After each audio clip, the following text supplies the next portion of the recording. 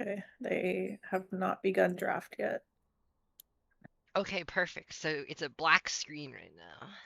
But I think it's Okay, supposed to be a black screen. you think so? Yeah, like if I I feel draft, if I stream the client, the real yeah. question is whether. So you want to do it as a window capture because League of Legends blocks game capture. I see. Okay.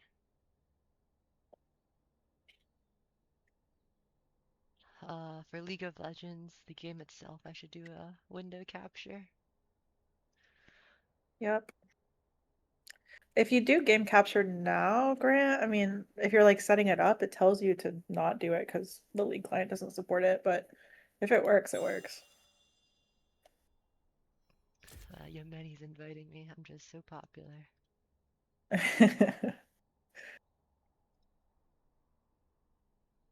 Tell him to tune into Boost Bash 1 to watch his buddy Charlotte.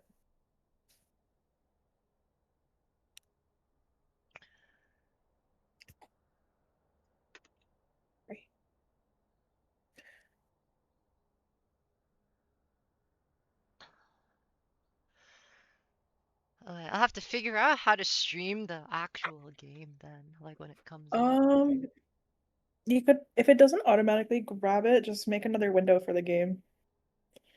It's a lazy way.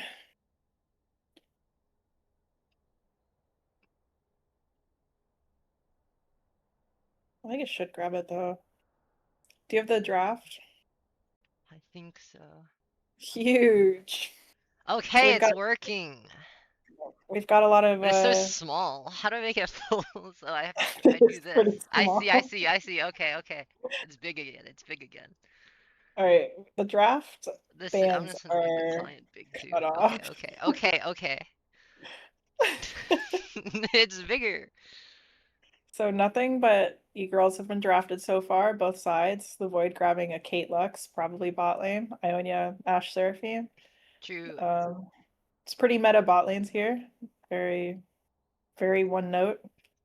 Um, if the bans are still cut off, guys, it's Victor, Belveth, Kale for the Void, and Rise, Kha'Zix, Graves for Ionia. Targeting, it looks like mostly Fling for the Void.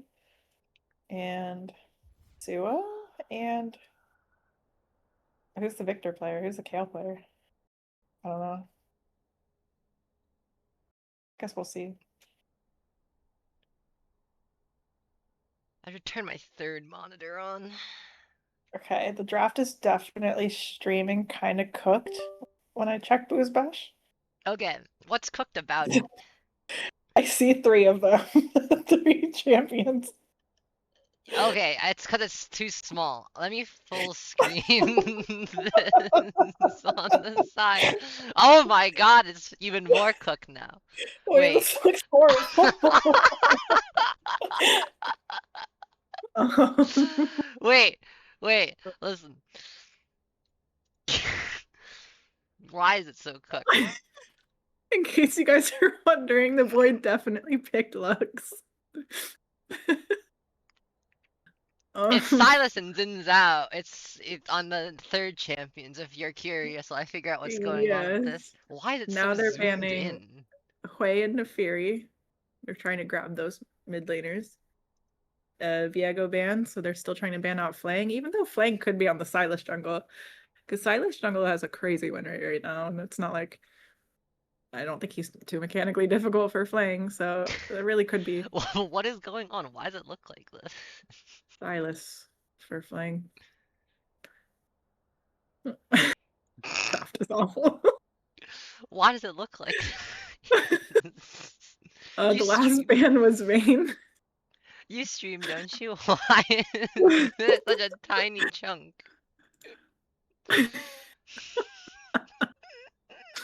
um, all right, Ionia's picking their first in the R2 drafts. They haven't picked it yet. At least you guys will be able to see it in the client whenever that's back at the very least. Well, the client's gonna be scuffed too, man. I don't know why this one in particular is just completely doomed.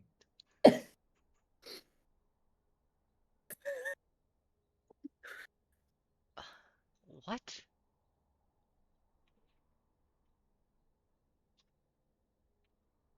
What do I reload the page? That obviously won't do anything. Why even bother?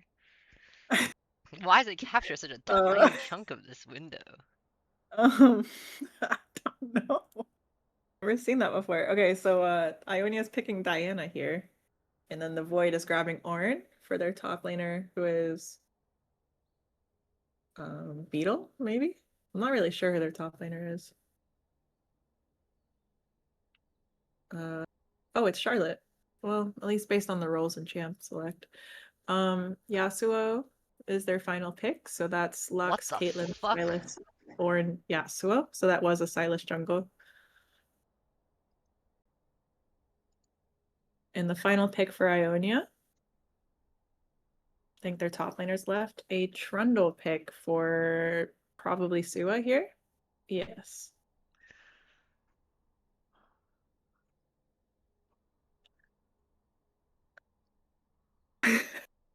Oh my god, I did it! Oh my You god, did I it? did it! I'm a Oh, fucking let's hero. go. Let's go. Yeah, in case you guys are wondering, this was a draft. All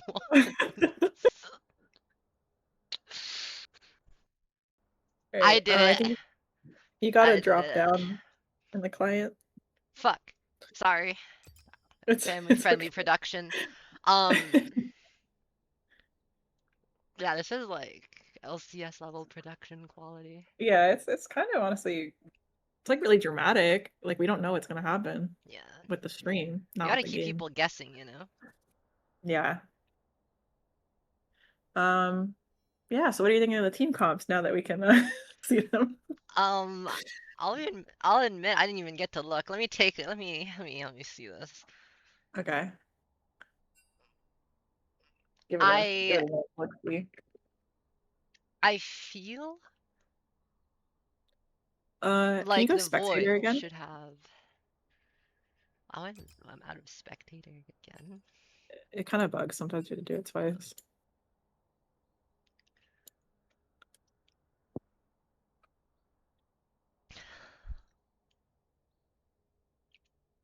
I think both teams drafted very well, honestly. Just looking at it, it's I Yeah, the draft for both maybe teams honestly seems pretty okay here. yeah. I think Ionia was probably going for more of like a split push and pick comp. And the Void, obviously, like that's pretty straightforward team fight with the poke bot lane. I will say I feel like contemplating. Sorry, I was looking at the chat to see if something was going wrong. So I feel like Ionia has the slightly better comp. I feel Okay. somehow that their lanes are favored. So obviously Trundle should, in theory, I think, beat Ornn. In theory. Diana Yasuo, I'm actually not too sure who's favored in the matchup. Um, Off the top of my head, I would say Diana, but I also think that I saw this recently and there was actually like a slightly Yasuo favored matchup. yeah, I was wondering because Diana's Q kind of curves around the wind wall, right? Like, or does it go through it either way anyway? No, it doesn't go through the wind wall, but Diana can kind of just like fight Yasuo even without it. Like you just, if he goes on you, you just press Yeah. W, right? And Diana is very bursty and has a decent amount of poke with the Q, so she should be able to do pretty well against Yasuo. So I think that it's a Diana favorite matchup. Last time I played this, I won the matchup. The Yasuo was kind of, they were kind of suspect, but I did win. I think that Lux Caitlyn beats Seraphine Ashe, but I want to say that Xin Zhao also beats Sylas. And so when you consider the jungle interactions with the lanes, I feel like Ionia should have the advantage as long as Xin Zhao can maintain some semblance of a lead, right? If he has Yeah. top prio and mid prio, it should be very difficult for the Void to do anything because they have very strong follow up in most of their lanes as far as gank follow up is concerned, right? We have Seraphine and Ashe, obviously with the two long range ultimates. We have Diana, who isn't the best gank follow upper, but Yasuo is a bit of a diver anyway, so it should be okay. Oh, can you drop down again God until damn it. Yeah, no, I think that was like a great analysis. Like, I think Ionia set up better to win from just the whole early and mid game. I think if the Void catches up in gold, that's when it gets a little problematic because you have such easy team fight. It's so easy. Mm-hmm. Yeah. Um, I think the other so concern that we might have this game is if Ionia falls behind, champions like Trundle, Diana, Xin Zhao, if they fall behind in this game, they're absolutely useless. There's no way they can play the game, I think. Trundle from behind is horrible. Diana from behind just goes in and dies and does nothing. I Xin think that's Zhao so also will go in and die. And Silas, Lux Caitlyn, Yasuo, and Ornn are all like very bad lanes to lose to, right? They snowball yeah. relatively hard, and they also like will just kind of outscale you as well with the Ornn. So that's something to be concerned I with. think in chat too, Fish is saying that he gapped you in the Oh Yasuo yeah, the last time I Diana. played this, this was me playing against Fish Pace. Yeah. Yeah, I'm not gonna In lie, the I in kind of your like plastered him until his jungler came mid like 5 times. that does sound like Fish to Yeah. take credit for his jungles. Hard Also, it was work. my first game in like 4 months, and I told him I was picking Diana before the game even started. So Man, Fish, the allegations don't stop. First, why is there a new lobby again, man? I have no idea. I think mods, can we ban both teams?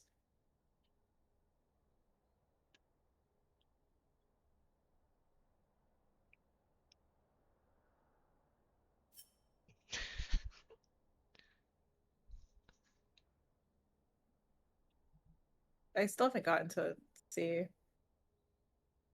who's playing what on the teams. I mean, obviously, I think I saw the jungles because I was curious. I think Charlotte's going jungle, Hmm. and I mean, I just heard throughout the Vine that he was bragging about being the best mid in Boost Bash, but he's Oh, already not trying to do that anymore, I guess. I'm okay. not sure. Well, I mean, if we judge from the historical booze bashes and all of Charlotte's statements, he's the best mid, the best ADC, probably the best jungle too. So really, Charlotte should be able to take over his whole team in this game. Yeah, I think he should Really, just remove them from the lobby. yeah, at the very least, though, I think, with his advanced knowledge of every single role, he should be able to easily lead his team to victory. So that is a consideration. I think you're onto something here. I think every single game he should just rotate between the roles. Yeah, keep the enemy team guessing. Yeah, I think so.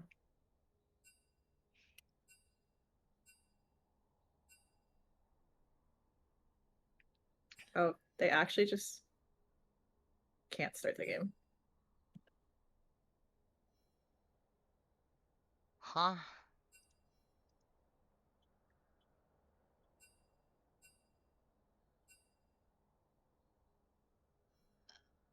What if I I think leave the lobby?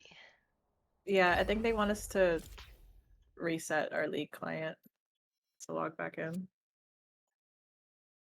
It's because of the stream. I always knew it. It's because you got the draft to work. It Yeah, was never supposed to. I've like offended the gods by making the stream work. Let me Yeah, see if I can turn it back to like a small corner and maybe that'll make it better. that works. We know what's up. So how's Booze Bash doing? You guys excited for the weekend? I think this is the last Hextech game, so nothing else to watch till next week. Yeah, my league is actually not opening. Um, oh, no, it is. You're not excited for the weekend, Fish? Is it because you have to go a whole weekend knowing that everyone's last impression of you was losing to Jord? Did Fish lose to Jord? Yeah. Dude, Jord's just out here taking names from every single person. Yeah, it's Fish Cake. Last time it was. What was that guy's name? Fish cake. I don't even remember my mid laner's name from last Booze Bash. Way 2K? No. It was another guy with a short name. CGL. Oh yeah, it was CGL. Yeah. He lost to Jord. Yeah. think my headstrong leader, Dandy, and Himmy Bash also lost to Jordan a little bit. George George is just just kind of taking ripping him names. up. Yeah, I better make sure I stay off crazy. his shit list. Sorry, Oh, family friendly. I don't think it is. It's literally named after alcohol, right? Alcohol can be family friendly, depending on the part of the world you're from. Really, seeing family, especially extended family, is the best opportunity to drink. So, if you think about it that way. Yeah. Did you have parents that said, like, when I had a cough, my parents gave me whiskey? No. Oh, Yeah, my parents never tried to burn the sickness out of me. well, they didn't do it to me. They knew that was stupid, but it happened to them. Ah. Yeah, Yeah, yeah. I I think think it was like that a that was boomer a thing thing. in my parents' generation as well. They would get like Mm-hmm.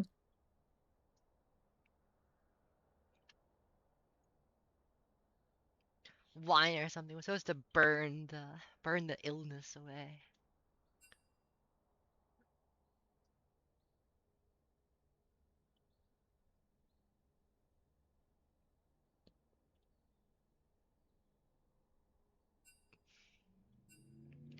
When's your next booze bash game, Sarah? Well, my last one was yesterday, and we don't have to talk about it. Uh, that didn't happen. And Of then, course. yeah, yeah, yeah. So I your had a next similar. game is Yeah. My next game is getting scheduled. I have to fill out the when is good. They just posted it. Low-key Vendetta Sniper, the mod, always on top of when it's goods.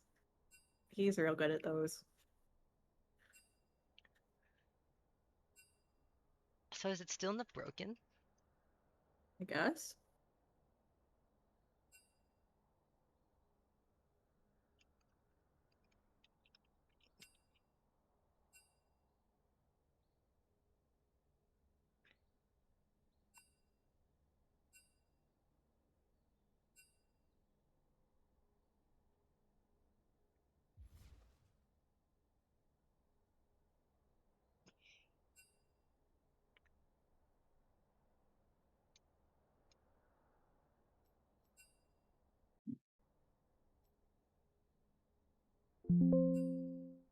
What a nightmare. This is quite frankly, I think this is against the Boost Bash rules and regulations. True. And I think Void should be shot on sight or something. I forgot what the punishment is. Summary execution, evidently. Here, what if I drew mustaches on everyone in the draft?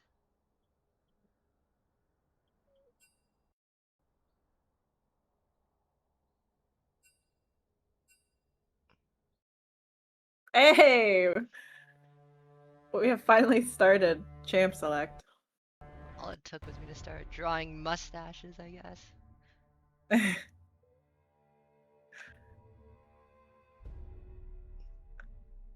The clothes popping up in your ads, pretty cute. Indeed, I'm just getting infinite amounts of Timu clothing ads nowadays. Yeah, my clothing ads, the last ones I got were for short men, and I'm like, this is like all kinds of wrong for me. It's kind of crazy. True. They were giving you girl hog advertisements. I'm like, I'm a tall woman. This is like actually the opposite. If it was tall man, I'd at least kind of understand, but they went with short man? Absolutely not. You know, one of my least Unfortunately, favorite things about ads is that the algorithms that they're using are like still not good enough, right? Like if I'm gonna yeah. see ads, I don't know why, but they always advertise to me things that I've already purchased, right? Yeah, that So shit I don't pisses get me off. League ads until after I've installed League of Legends, and then they're like, "Play Yeah. League of Legends now," or like I've been playing Final Fantasy for like a year again, Uh-huh. and they're like, "Step into Final Fantasy Yeah. 14 online," and I'm like, "I already play this game, man. Show me something Yeah. else." the one like half year I was playing Final Fantasy, that's when I was getting Final Fantasy ads, and I haven't seen them since. And I'm like, Exactly. And the reason for that is because of the algorithms, right? They take like when you play more League, you search more League related stuff, generally speaking, right? So they're like, hmm "Oh, well, they're looking at League of Legends. I should advertise League of Legends to them." But that's not what you should be doing. no, I think like the most egregious one was like I bought like a vacation package on the site, like obviously spent like a good chunk of money, and then I started getting advertisements for that same vacation package. Like I can Yeah, just yeah. fucking do that again. You go on the What? same vacation a second time. Yeah. You get ads for BetterHelp when you play League. I That's think because you need that with the BetterHelp Jork app. knows that it doesn't work, Yeah, isn't BetterHelp like the bad one? Where it's just like the flunkies from psych school or something? basically.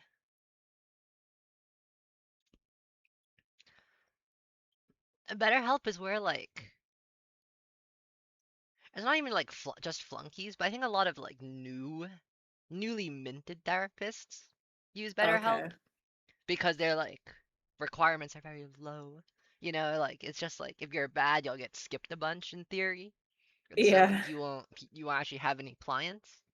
But like the biggest issue with BetterHelp is that first of all, it's online, and also they don't even take insurance, and so it's just like a waste of your time. I think Tahala is saying in chat too that they're basically AI now too. Is it? That's even worse. Like you get flunkies and AI. You get your AI therapist. That just has to Dude, be unethical somehow. it has to be. Like imagine you're like schizophrenic and you're like paranoid and AI's like, you're so right to be feeling this way. I think Like, there was a news article a while back about somebody who was contemplating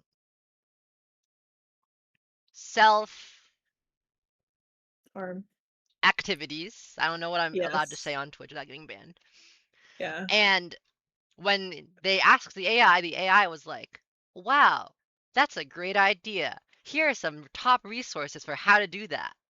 And it gave him a list of ways Oh, that oh he my could God. go about doing what he wanted to do in the most painless way possible. Wowie.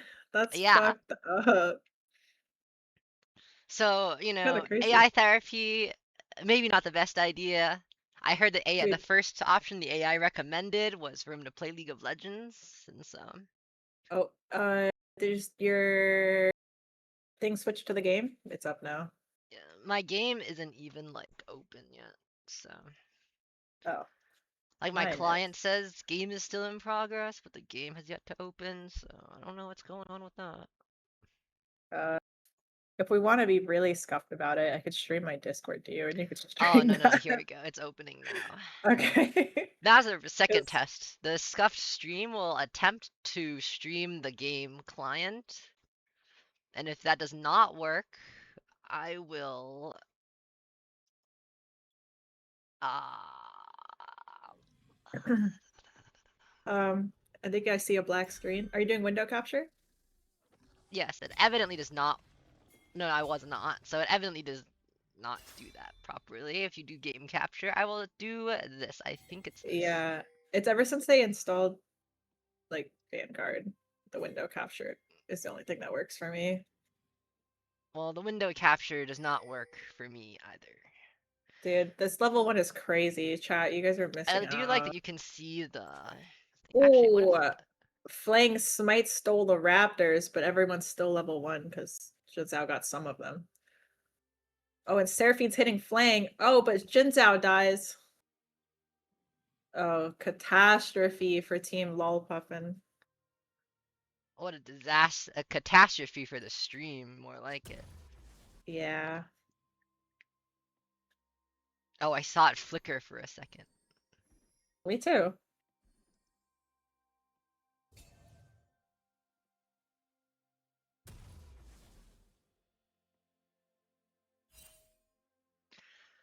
Oh, god dang it, League of Legends. Why you do this to me?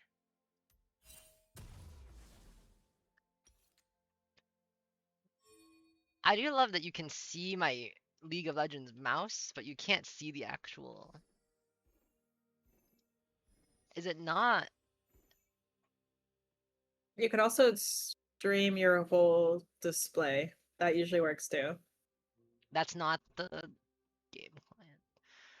Ah, we're probably just gonna use display capture. Yeah.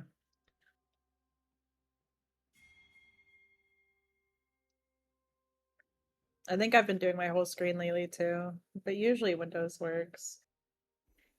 Oh no, Vanguard shit.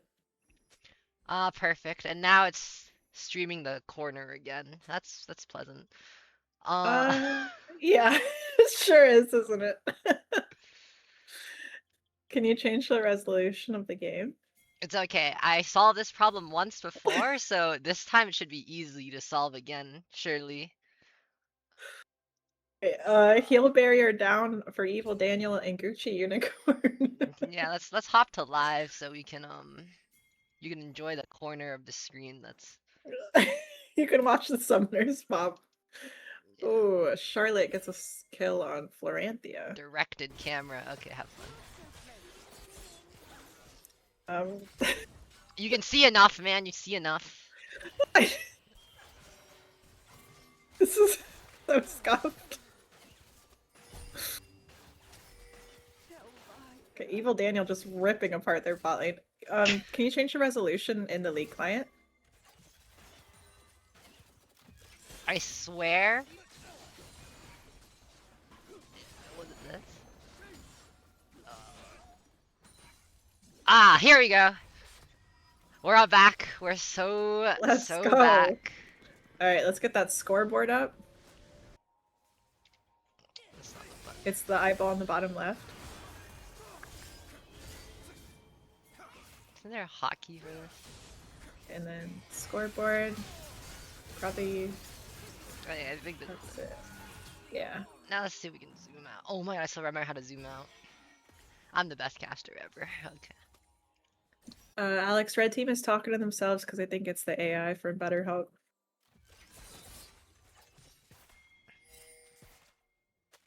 So we've missed a bit stream. The score is 5-2. Favored How is it? a wall puff inside. How's it 6-2 at 5 minutes, man? Oh shit! Playing maybe in a bit of trouble here. Kind of just stuck against the wall. Some interesting pathing there. Not sure what happened to him. He ended up pathing up back into the jungle and ends up just kind of dead.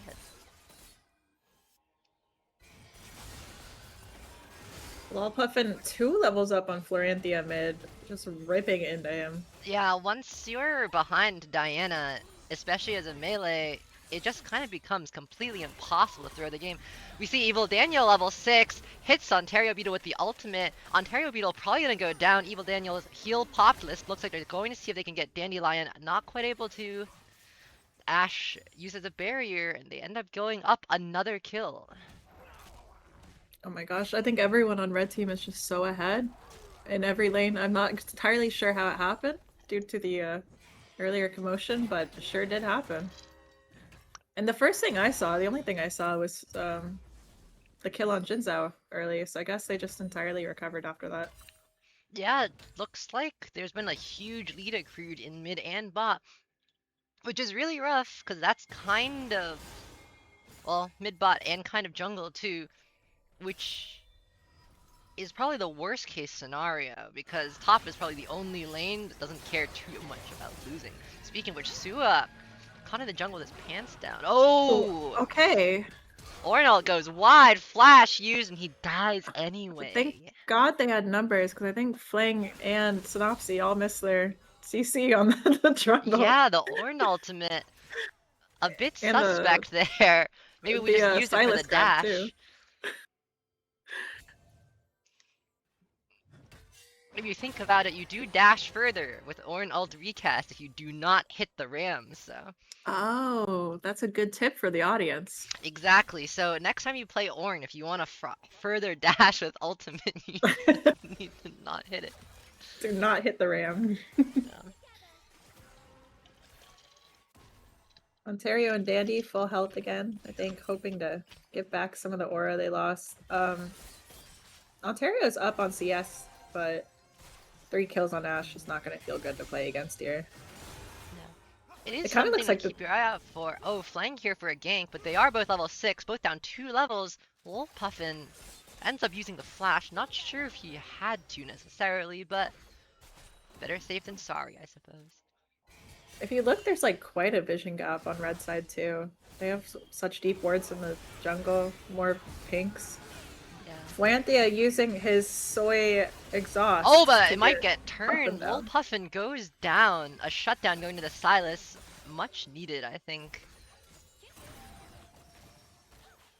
Gucci looking low on mana here, having it back. Not much to really do down here anyway. Red team picking up Void Grubs. All in all, still looking pretty good for red side. Yeah. I will I think that say it may be shutdown worth went down. keeping an eye on this bot lane as Lux hits 6 in a little bit here. I think it's coming pretty soon. There we go. Because even though red side's bot lane is up money, look at that. It's just so much That was damage. it. Yep. Evil Daniel forced to flash. If you get hit by the binding, they're both squishy and they don't have a lot of survivability. So getting hit by a binding could still just spell instant there death, it is and it looks again. like it's going to be that way for Gucci Unicorn. What time are you at right now, Anjaka, on your I'm at stream? 9:30. Okay, you're like 3 seconds behind. If you're gonna pop that up. Well, I'm at 9:40 at this moment, so. Yeah, okay.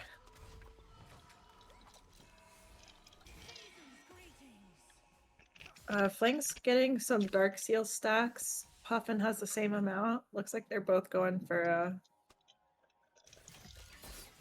on the carries of the team, I guess. Ashe and Caitlyn both have a full item, so all the gold difference is like non-existent probably. Let me hit X here. Yeah, it's only 100 gold difference between the two of them, so that gap definitely shortened. Not looking like a big lead for red side anymore. Yeah, and you're gonna have to keep your eye on this bot lane as well because it's just so volatile, right? One binding spells death for the red side bot lane, and a single Ashe ult means death for Ontario Beetle here if it lands. Yeah. Sua Okay, so caught now he out hit his again ult. in the jungle, so deep for seemingly no reason. Another kill going over to flank. Is he trying to proxy? What is Ontario Sunaxi Beetle doing left now? alone down here to 2v1, and he just goes down. Yeah, Daniel and Gucci taking advantage of the roaming support for sure. And I don't know if that was necessarily the move because they caught up, you know? Like that bot lane is won on a coin flip. Yeah, a really weird series of plays here coming out of blue team. I'm not sure. So the Trundle proxying and dying, if you do him proxying or pushing that deep, is not a great idea when Silas is there, because Silas is a champion that scales. Or not scales, he snowballs extremely hard with any kind of lead you give him. And in this case, the Silas even has a Dark Seal, and so it's doubly bad. Diana going to get caught out here, going to get taken down, and all of a sudden, the gold gap is basically gone, reduced to only 1k. And what's worse is it's completely gone.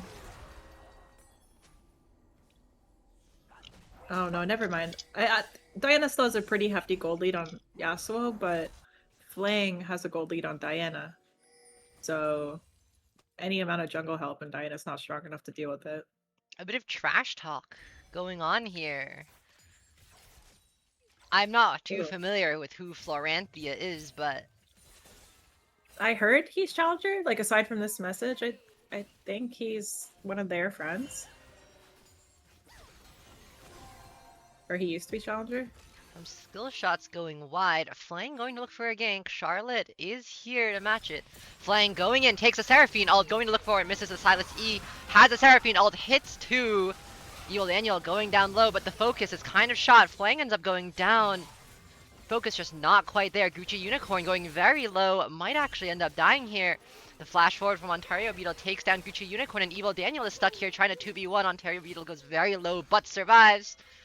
Charlotte eating a trap in the middle of the lane. comes back. Maybe trying to bait the Caitlyn in? Possibly, but it looks like it might just cost him his life. Yeah. Charlotte goes down, an absolute disaster for the side of red team there, and the gold swings around. Yeah, lead now on blue side. Catastrophe bound for Wallpuffin's team for a second time. Yeah, it looks like Seraphine just walked into a trap unprompted and died. You know, that's what traps are for. It did its job. I don't think I've seen Flang hit an E in a while, but it might that's not okay. matter here. Sua actually takes down Flang in a 1v2. I think it mattered. Stuck, but both teams sending someone as a sacrifice between the enemy's towers on the side lane. Game is so chaotic right now. That is very interesting. Now we are back with a 1k gold lead on red side. An extremely volatile game. I was going to make a comment about Seraphine maybe not quite being aware that the Caitlyn traps are not invisible normally, and that you can see them. But it looks like there might be a fight down here. Caitlyn gets tagged by the Ashe ultimate, but there's no follow-up to come. Actually, Puffin goes in, does so much damage immediately. Ontario Beetle just gets deleted. They're seeking out Flang here on the Raptors. Not sure who Flang got it. Might be in a little bit of trouble. Zin's out mitigating most of the damage. Flang forced to run, but I'm not sure if he managed to get his Raptors there. Flang got the Raptor. I saw the heal go to him. Looks like red team is all roaming together, looking for something, maybe top. Yeah, Sua also very deep here, possibly some counter jungle opportunity here. Yeah, I think they're calling for a dive top, but Ornn knows to move up. Really nothing to get. Sua's just clearing out Flang's topside jungle. Looking for a Rift Herald here. Yeah. Flang could potentially look for a counter jungle opportunity here if he's not scared of the Diana. They should know by now that most of red side is in the top side, but Flang actually coming top, whereas jungle is empty. Might be a slightly questionable pathing decision. Might just be looking for the free kill on Sua here. Ornn ultimate goes off. Sua knocked up and hit with the laser for virtually no damage. For no damage. Look at the CS gap with Sua and the rest of the game.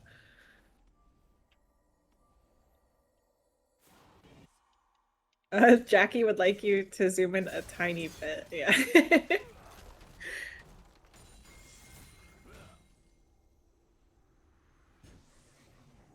I think we can, you can minimize the time control for just a little more space on screen too. On the eyeball. Yeah. Flang's E goes wide once again. Sua probably going to get out of this as a result. Ashalt coming up top, goes wide. Sua goes so low, finally gets taken down, but Flang also loses his life. Synopsy now stuck in a 1v2, but is quite tanky. Has flash, might just be going over this wall to see if he can get out.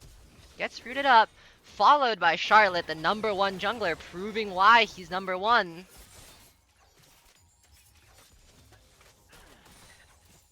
Yeah, I'm seeing more of a showing here from Evil Daniel and Wallpuffin than anyone else, really. I kind of thought it would be like I thought Flang and the Challenger mid would sort of gap them, right? But like, you'd think so, but evidently Flang's struggling against the best jungler in Booze Bash, you know? #1 versus #2, evidently. Yeah.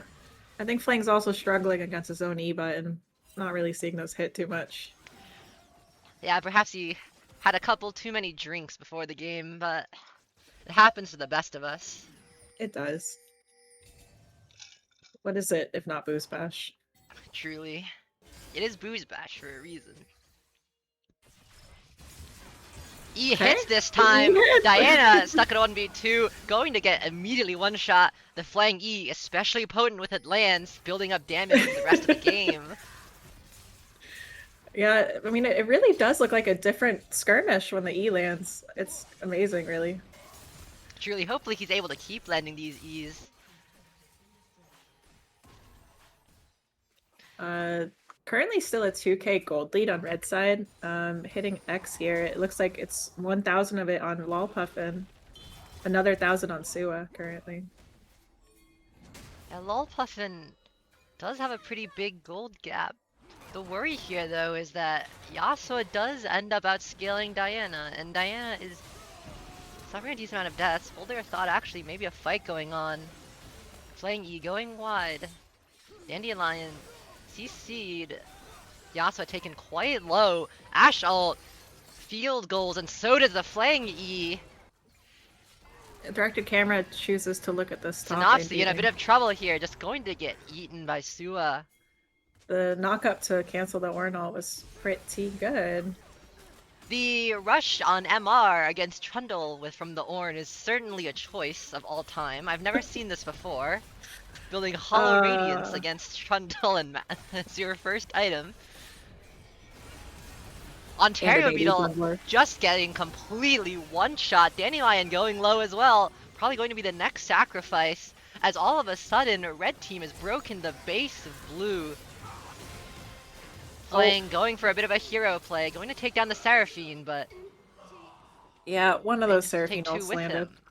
And suddenly they're losing their base, just like that. I feel like the base push came pretty swiftly here. 19 minutes and mid inner tower is already gone. Yeah, especially when you consider how close the game seemed just a moment before. Yeah, I think Red Side was really good at taking back those gold leads they leave on the table. We're gonna have to see how Blue answers this now. Suddenly, the 1 to 2k gold lead is expanded to almost a 5k gap. Blue team going to try to take this dragon, but it looks like Red is coming to stop them. At least they may be aware. Alright, Blue finally has a dragon on their side. Potentially a fight being looked for. Yasuo wind walls away the Ashe. Flang going in with the Diana ultimate. Seraphine immediately goes down, followed by Charlotte. That was the danger of their team that we were talking about, where if they can, like, if they get the team fight, it's so juicy. Yeah, it's an especially potent combo. Diana here might be in a bit of trouble. If Diana dies, oh, Flang hits the E again. Lolpuffin uses the ultimate. This may be a Baron angle from the side of Blue. Diana's extremely low, and it's just Ashe who can stop them. It looks like they're pinging it now, but they might have lost their opportunity. Evil Daniel pushing up to see if he can fight the Caitlyn, but immediately goes down to 3 auto attacks. That is simply so much damage. I actually think all of those autos crit as well on the Trundle 50% crit chance. Is at 11,000 total right now. Yeah, Trundle looking quite scary. It's up almost 5k. Yeah, and when you consider that Ornn has perfect CS too. One wasted item slot, it looks a lot rougher. Yeah. Yeah. If but his tier's almost up. I don't know why he has a tier and a bramble vest and a hollow radiance against Trundle. This seems like a very strange path to go for. It's kind of giving Jord the build. Yeah, I didn't know that we were building off of like a slot machine, but you know, to each their own, I suppose. I love gambling personally. I do as well. Snopsy may just, you know, be wanting to give Sua a chance here. Doesn't want him to look too bad after the early deaths. Oh yes, of course.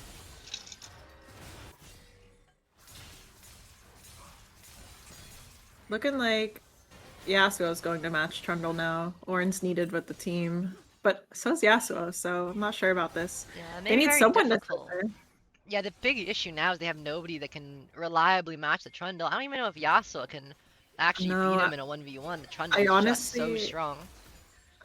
I would almost say the Lux, but she has a full support build for some reason. The Lux's build is definitely interesting. Full support Lux is typically not what you build with Caitlyn. Flang just goes down though. Lux might be short to follow actually Lolpuffin without any mana.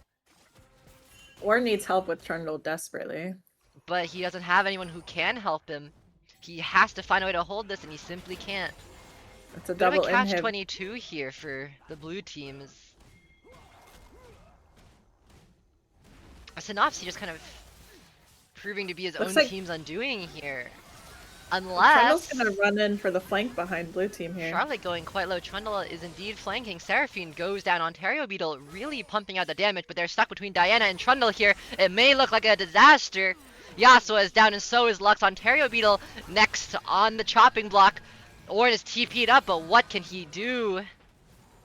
It might That's just be a a Baron here, especially if they take down Ornn. That's a it lot might of just deaths, and it's only Yasuo left with 2 inhibitors. Not Yasuo. Silas and Ornn left with 2 inhibitors. Charlotte going very low though. no, but as the perfect jungler, he calculated how much health he needed to get out of that. So Exactly. A yeah, lesser jungler would have died, but yeah, Charlotte, being the best jungler, survived. yeah. Man, this is A number 2 jungler absolutely like Flang, might have died in that situation, but this. I don't know how you deal with this Trundle. This looks horrifying. Like I think you need so many people to be able to. Truly number one.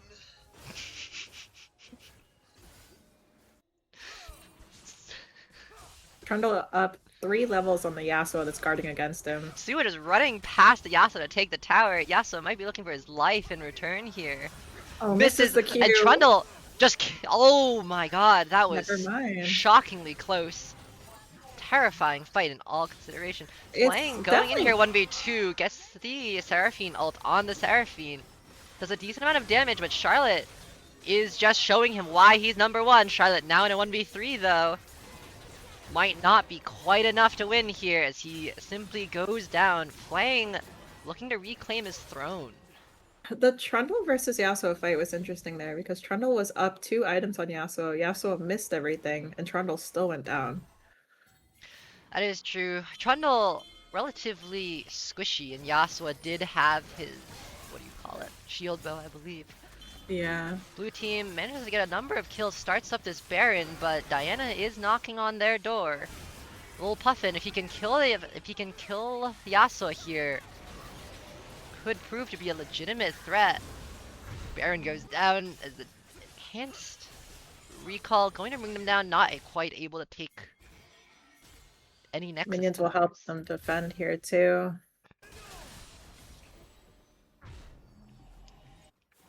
It's kind of looking like red team wants to back here for final push after Dragon. It's not a soul game, it appears. I think game ends well before 5 more minutes. Yeah, it does look like that, and the game is looking pretty grim for blue team, because it's like, even if they win a fight, They have so much to get through. yeah, Super and the minions, Trundle just, once again, towers. remember, they just can't deal with Trundle on the side lane.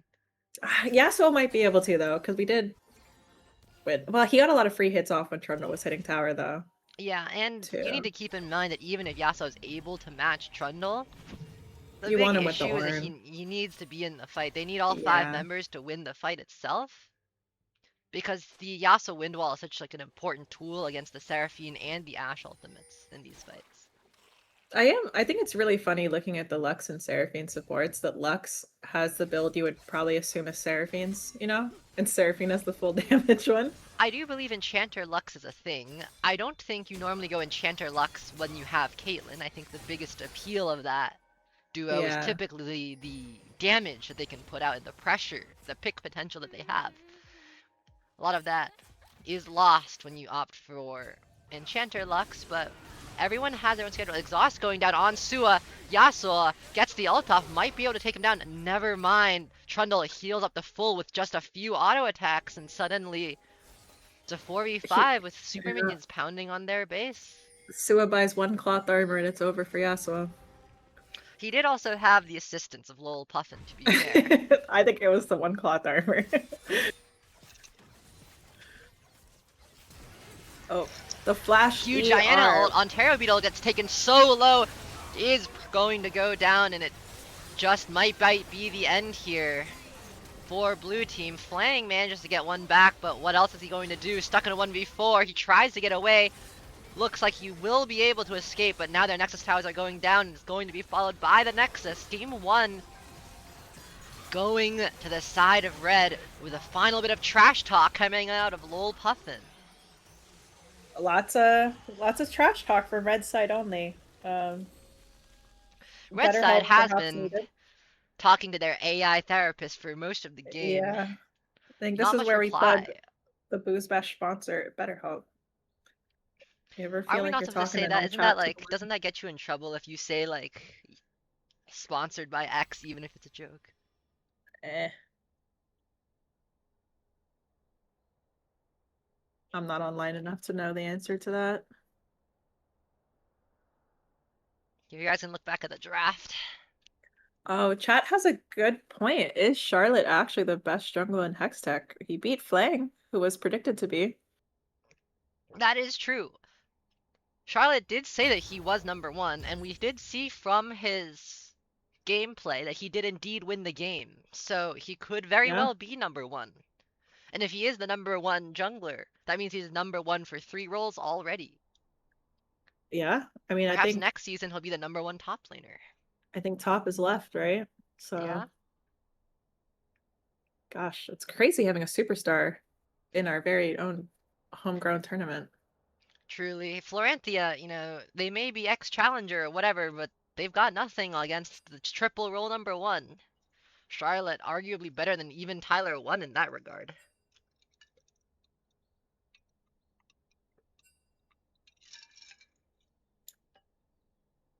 Yeah, actually, I have a question if any Booze Bash mods are listening. The 5 minutes between games, is that like literally between your game time or when stream catches up? Because that only leaves like 1.5 minutes if you guys are trying to catch the end of a game.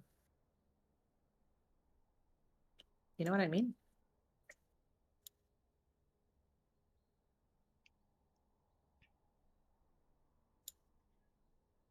So who would you give MVP to that game? For me, it's a tie between Puffin and Sua. I think they're probably the only reasons that the game kept coming back to blue or red side. I would say Bot lane Sua had a for great sure. start, I think but Puffin did well, but Sua's gargantuan lead in the top lane is really the only like a huge contributor to the why they were able to put so much pressure on yeah, blue team and accrue that much of a lead. it's definitely giving Sua right now. So if this is a 2-0, then Team Lolpup, and let's see another superstar. So the MVP vote is interesting. Perhaps Charlotte, the best jungle, will pop off this game. That is true. They do just have a star-studded roster. Yeah, gosh, can't really compete. Yeah, when you have no names like Flang, Florentia, Ontario Beetle matched up against absolute prodigies like Charlotte, Sua, and Evil Daniel, how can you even really compete? I think I might just surrender when it's my turn to face them. I I just would too. In fact, when I saw those 3 in Booze Bash, I didn't even sign up. I was so scared. yeah, like really, what's the point? But honestly, I think it's our duty to provide clip content for them and their future streaming careers. Indeed, all we can do is hope to ride their coattails as they ascend to greatness. Yes. Charlotte destroys E-Girl in the mid lane. Watch here for special trick. You wouldn't know these 10 facts about jungle. Exclusive interview with #1 jungler, Charlotte. What's his hashtag? 380. Charlotte 380 in the jungle, ripping other Booze Bash opponents down, such as Fling and The challenger former mid laner #1 Flang. Floranthia. Yeah, Losing to they said Charlotte. they said Fling was good, but I don't think they've heard of Charlotte. Yeah, but Charlotte might just be better in much the same way that Logan Paul recently took down boxing legend Mike Tyson in the ring. Oh, Fling's Mike Tyson, old, Yeah, Flang, you know, he was washed pretty good, but he just couldn't stand up to the new blood. youth. Yes, tragic to see the great ones fall. But at least we have something to look forward to, which is Charlotte Paul's career. Truly, Charlotte 380's career. Maybe even this game we'll get to see him top. I honestly think he could play any role and he would perform regardless.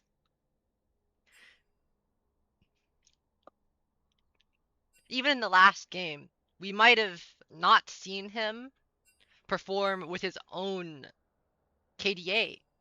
Oh, switch But to the other draft, please. is there another draft? Is it not the same one? You click game 2 at the top. Oh, there's a game. I have to click game 2. It doesn't automatically move to game. This is such a scam. This app sucks. My bad, my bad. Here It's we our go. bad, it's our bad. Listen, man, I've never used this drafter thing before.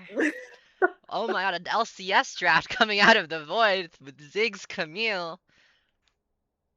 I saw You know, SKT play this one earlier. yeah, I think that's Dandy on the Camille. I creeped earlier. I think I saw him on it. So that's a Camille support with the Ziggs ADC. Kind of It spicy. could be. I Now that I think it think of it, it is. could be Camille top, but fully blinding top lane seems a bit risky, even if you can potentially flex it to support. I think it's Dandy on Camille. Right? They're I banning feel the like Azir. That's for you. Charlotte got scared. You said you were gonna face him. Like, I'm banning my caster. yeah, it is truly unfortunate. Even when I'm not playing, I'm getting banned out. I think that Rise and Kha'Zix were for you too. The Kha'Zix was probably for you. Oh no. Say it isn't so. It is important to make sure you ban out the casters. Slate Maze's Tryndamere is up next. An Annie ban. Annie from the hit game Riftbound.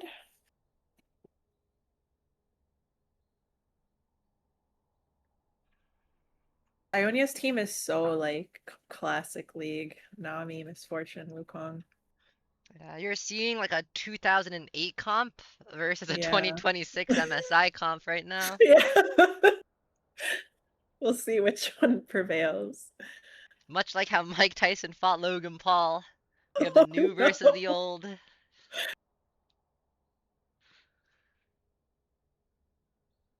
No, Flang is on the grandpa champ, Jarvan. It's like, just put the Jarvan in the bag. And Ari as well. That's not beating the 2008 allegations. Definitely is not. You have to wonder what the Void would pick here. It looks like a relatively... I imagine they would want to pick their mid laner here. I think everyone knows that Ziggs is probably going ADC. Yeah, and they might not want to show top. Actually, they're picking both, so it doesn't matter, but... Okay, they're putting their mid laner on Galio.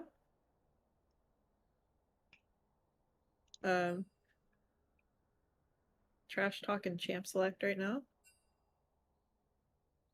I thought this guy was Chally. Yeah, I mean, To the be Galio fair, pick I is saw not what I Faker play expect. Galio the other day, so if anything, playing Galio means that you are more Oh, similar to Faker than if you were to play some other champions. Of course, yeah. Faker also played Annie and kind of griefed, but But that's why Heimerdinger. Ionia banned Annie, maybe. Exactly.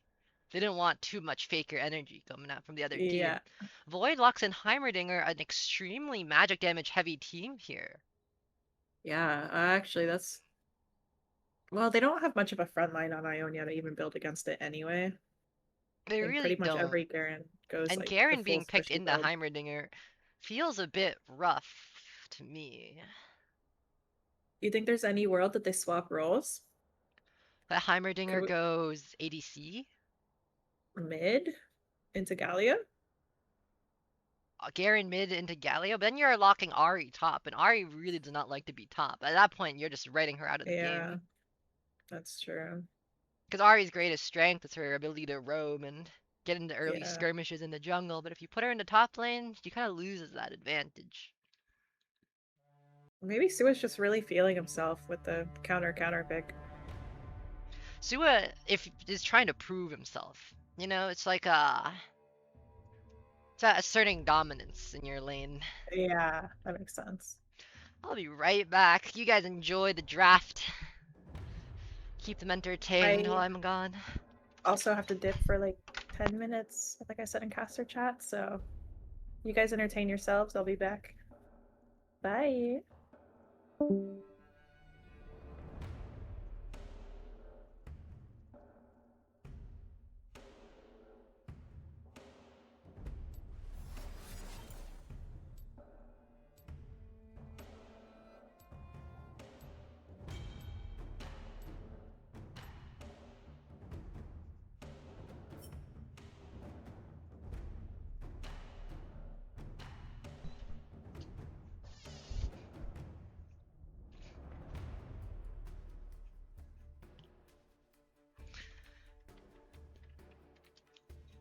Thus I return. Hope you didn't miss me too much. It looks like we'll be getting into game very soon here.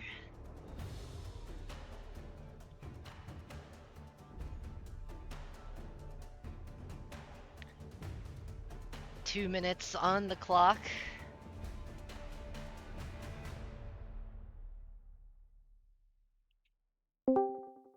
Never mind. My friends are griefing me. I'm here now.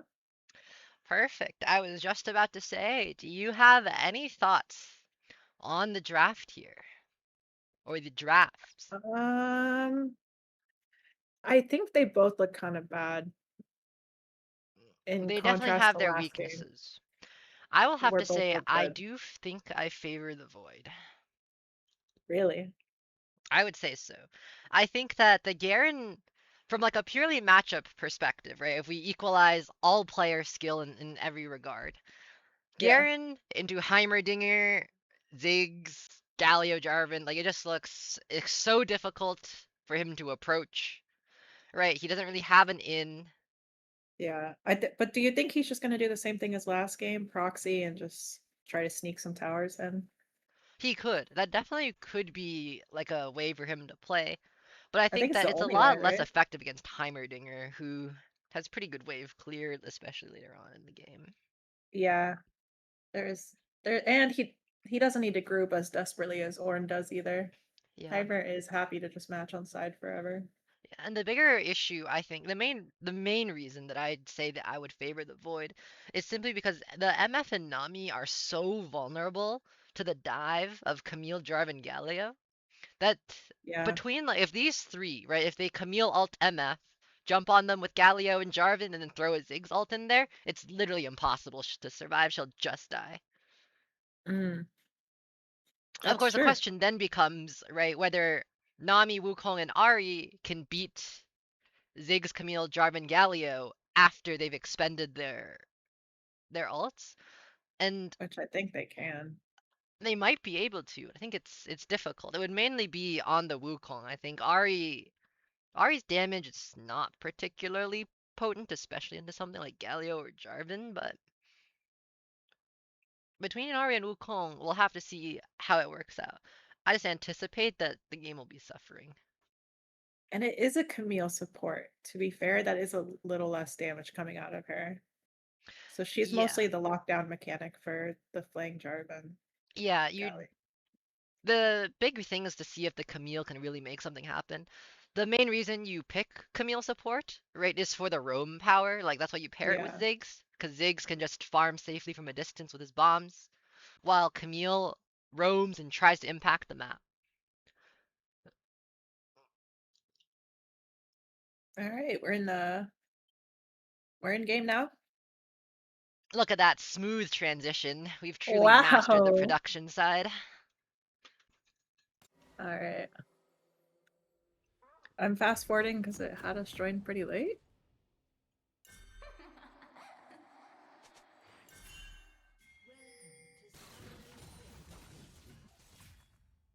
That's weird.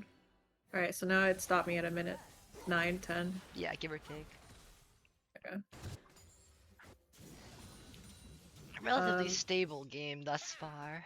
Yeah, no level 1 int like before. It's smaller than the diagram. Looking like both jungles are on the same timeline here, clearing opposite paths. I do wonder what Wukong sees top to clear towards, because I don't think I ever want to gank a Heimerdinger. I So also wouldn't. maybe he's just trying to path away from bot. That's just actually it. That could be the case. It is. Oh, He's going Oh, for I invade. see. We're going for a split map scenario here. Oh, because he knows Jarvan will take a long time on Raptors. Also, Flang's taking a long... Oh, he skipped his third camp to take the red. This is interesting. I think But it Danny looks like saw it. they might know. They are onto him. Camille's coming up. Charlotte's only level 2. Camille E misses. Charlotte kind of forced to run here. A bit of a disaster. A lot of Lil wasted resources Puffin for losing a decent Charlotte. chunk of health. And now Flang is perhaps considering meeting him on his top side after this. Yeah, Flang with a bit of trash talk here. That cam is so bad. Well, she rotated, so There does appear to be a bit of animosity here. there does. Lil Puffin takes the taunt, forced to flash away, but gets knocked up and taken down anyway. And Flang is heading into Wukong's jungle, knowing he is way behind on tempo. Charlotte's still only level 2. Yeah, it's shaping up to be a bit of a disaster here for Red Team. The early death from Ahri against the Galio is very bad, and Wukong being this behind is also not great. Ontario and Dandy looking way better on the Ziggs Camille lane. Just a lot more confident, and the lane's more in their control. Yeah, it's also just MF and Nami just have a lot of trouble against the Ziggs Camille. Camille missing a lot of E's though, going to take a huge chunk of damage, but I think she's looking to they're both looking to reset anyway, so it doesn't really matter. Yeah. The I think if that anticipation here. Yeah, you were saying. Bubble landed? Do you think it's a kill? I think it could have been, but I think that the bubble landing would have been quite difficult. Flang taking Flang the here. camp. Oh, Charlotte's upset about taking the camp. Charlotte in here gets taken down. The #1 jungler baited into a bad position Ooh, he was and so gets emotional. beaten into the ground. That was certainly a bit of an emotional flash there, if you ask me. I think speed up your stream a little too. We got unsynced. I think I was there. I reacted a bit late. Oh. But it's fine. I just pointing out. Bro's seething.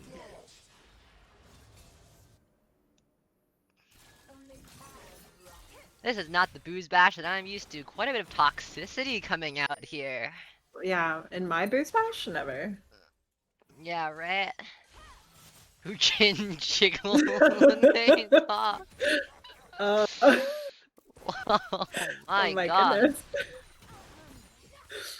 It's quite a toxic match going on here. At least Red Team isn't talking to themselves anymore. True. They're all just all talking to Fling. But is it kind of lost aura if you wait to speak until you're ahead? Because I kind It of definitely is. The people that Yeah. trash talk after they're ahead, that's an aura loss. That's an aura loss. But it's not there. I think like on the aura scale, right? Talking trash before and then winning is the highest aura, Oh, and talking trash absolutely. before and then losing is the lowest aura. Yeah.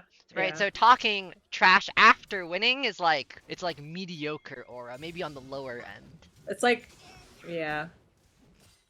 It's kind of giving the same energy of, and another thing, you know? Yeah.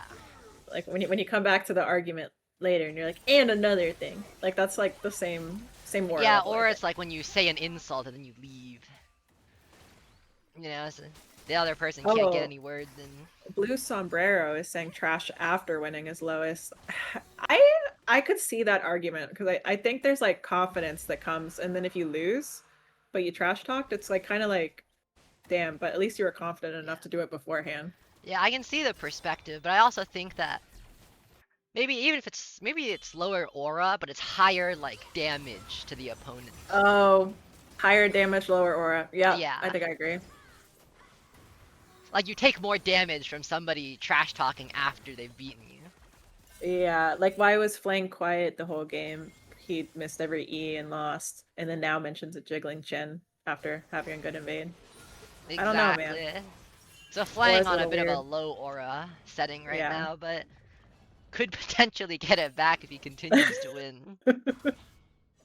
Or maybe by trash talking now, regardless of the outcome, he's already lost aura.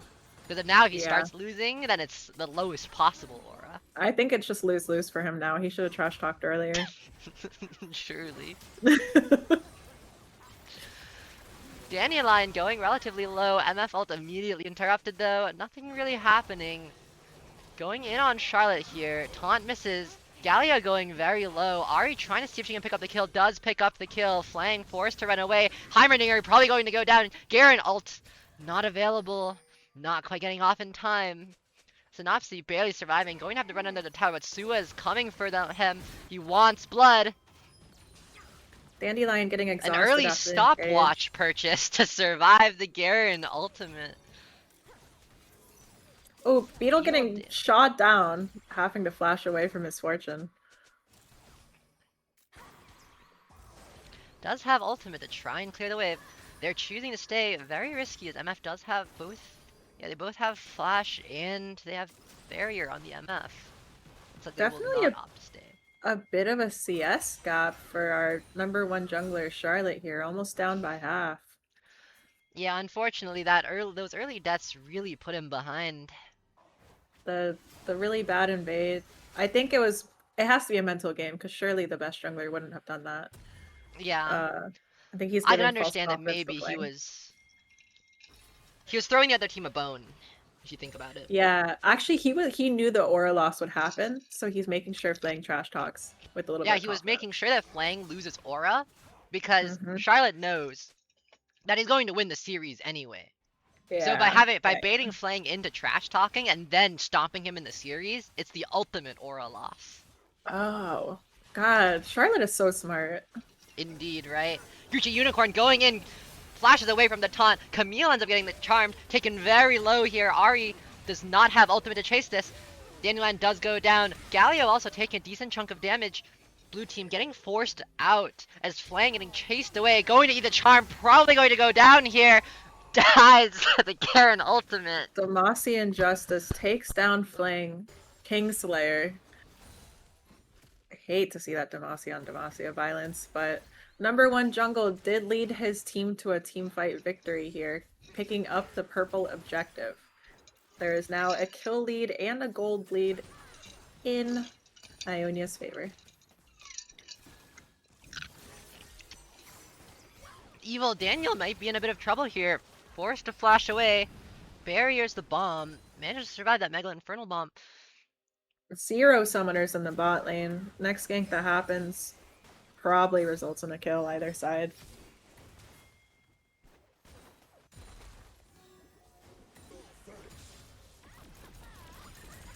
MF ults to clear the wave. Probably just going to see if they can leave here. Flang gonna try to look for a dive. It doesn't look like MF sees this. No summoners.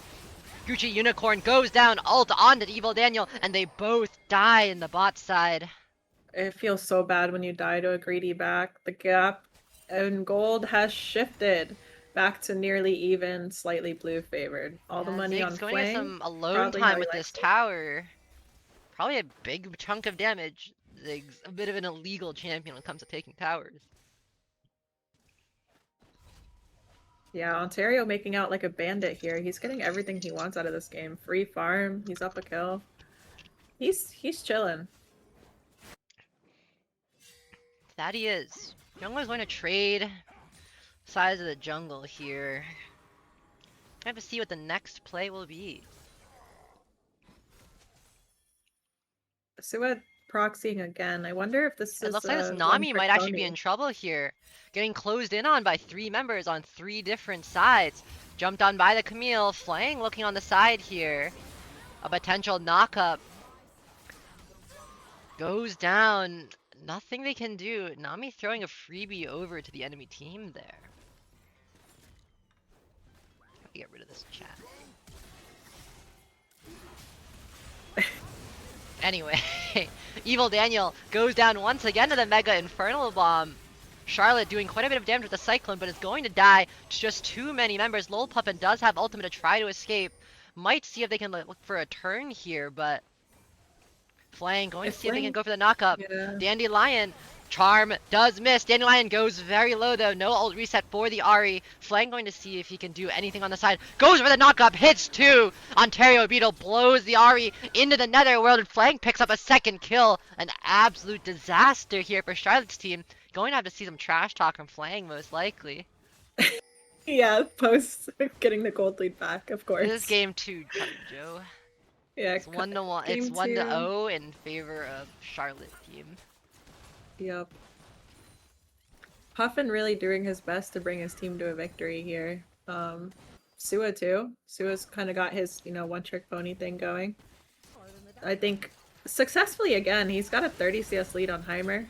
Getting those plates. No one's really bothering him. He's 1-0.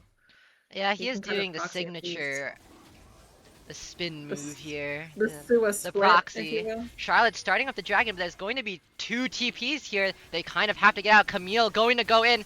Has no ultimate actually. It looks like blue team is just going to secure this dragon with the double TP. It looks like Synopsy will have his TP up too for next objective. Yeah, Flang looking very strong here actually. 5-1 on the Jarvan, 3-0 on the Ziggs. The LCS, or I shouldn't say LCS, as LCS is terrible. The MSI draft really working out for them here. Yeah, honestly, Flang looking a bit like Thanos here. It's kind of horrifying if you're Miss Fortune right now. Truly, we'll have to see if Flang really is going to reassert himself as the #1 jungler, or if this is just like a Mike Tyson hitting Logan Paul in the first round kind of situation, where he proceeds to get folded. The CS gap has narrowed in the jungle though, It's smaller than the diagram. Yeah, it's if there's narrowed. any consolation prize for Charlotte here. He can't be after consolation prizes though. He's #1 jungle. He needs to take back this game in his hands. Make True, sure it looks like Flang he might knows. just be trying to. Flang has no flag and drag. Galio ult coming in for support. And suddenly, Sua and Charlotte find themselves in a horrible position. Both of them going to go down. Sua trying to flash to get out. But he will not escape. Nami trying to help, but she's seemingly found herself as the next item on the menu. Taking so and much damage. Simply flame just shutdown dies. And went it is to Nami. another disaster. Yeah. Charlotte with some maybe emotional invades here, not respecting the Galio ultimate. And then, Ontario like, Beetle may be in a bit of trouble. Force a flash away from Lil Puffin. the comeback gold going to Nami there is kind of rough too. It's It I really think it was like is. the Nami E or something, or Aerie that got it. Oh, it's so unlucky. Sarah, am I missing something? Is there some kind of animosity between Flang and Mr. 380 here? I think as much as a lot of people don't like Reformed, no one hates Reformed as much as Reformed, and that's probably the entire story, I think. Who is reformed? Everyone that's talking. I see. I have no idea what that means, but I trust you. You know? It's kind of like their book club. Oh, I see. Yeah. Like Alcoholics Anonymous. Yeah, it was like, Oh, Charlotte goes down to the Demacian Standard. Is it called Demacian Standard? Yeah. yeah, Demacian Standard. Good one. So purple objective is up. TP's down except for Synopsy and Sua. Oh, and Puffin. So a bit of a macro gap on red side here. Galio can always ult, but Puffin he's pretty actually far. ends up eating the taunt. There's almost no damage to the Galio. That's kind of the issue you see with this matchup. Potential Flang just fight going down bullying. here. Flang seeing he can get something. Whoa. Evil Daniel He- does survive, but forced to use both summoners. Flang might be pulling a fish paste here, having that early lead and just the weird engages, losing it. Is that what Fish Paste is known for? After yesterday. Ah, was that the Jord game? Yep, sure Jord was. does sometimes put people in that kind of mood. He Biggest sure does. Jord's greatest power is the ability to sigh off the enemy team into making poor choices. Evil Daniel might be in a little bit of trouble here. Hextech Ultimatum going down, combined with the Galio Ultimate. Evil Daniel in quite a bit of trouble. This is exactly what we were talking about, but he manages to survive. Charlotte next up here. Still has another recast, going to use the Cyclone to try to get away. Nami goes down to the Ziggs queue once again. Daniel not having a chance to put his R down in the team fight. Ziggs ult missing the recalling misfortune by an inch, it looks like. It's like I said in the pregame, it's just so rough to be MF in these fights. How do you even play against the combined dive from the Jarvan and the Camille and all this other stuff? Sua here, Ontario Beetle, no flash, might be dead here. Is that Seraph's shield? It is. Sua trying to get the chase down. Uses the ult to secure the kill. Nami ult comes down. It doesn't really hit anyone. Galio recalling in the bush. Lol puffin. Going to see if he can find something, but no. It looks like it'll pick up the free shutdown on the Ziggs. Almost 1k gold going to Sua. Yeah, I feel like I blinked and he went from 1-0 to 6-0 very quickly. The Ziggs kind of picking up the gold that Flang's been missing out on here. Yeah. The concern is once again Sua though. He's has a massive lead in the top lane. Basically just in the same way, once again, almost 2k gold already. I will say that the Void definitely has a lot more ways to stop a Garen this time, but yeah. I mean, it doesn't seem like anyone is the other side of that coin. They also Red have side a lot kinda... more ability to force fights on the team, and that might be enough to force Garen to come back. And there, speaking of fights, there may be one coming out now. Flag eating the charm, going so low. Forces flag and drag out. The dragon might be for naught. Synopsy trying to push up with a tower, but Charlotte, the number one, is going to manage to secure the Drake, as it looks like there will not be a fight if both teams pull away. Ziggs going to see if he can get some damage on this mid lane turret here. I will say these games are looking a lot more well thought out than the two Hextech games yesterday. I think we watched two Chemtech games Puffin yesterday. looking for a fight, hits the charm on the Galio, but he is very, very tanky. Ziggs trying to zone them off. Sua coming in from the side, going so fast, spinning all over the Galio. Has Garen ult still. Dandelion going to eat a charm, going to go down. Galio trying desperately to get away from Sua, but it looks like Sua might be able to get it. I think this might be the end here for Galio. The ultimate takes him down. Demacian justice puts him into the dirt. Just more Demacia on Demacia violence. Damasua.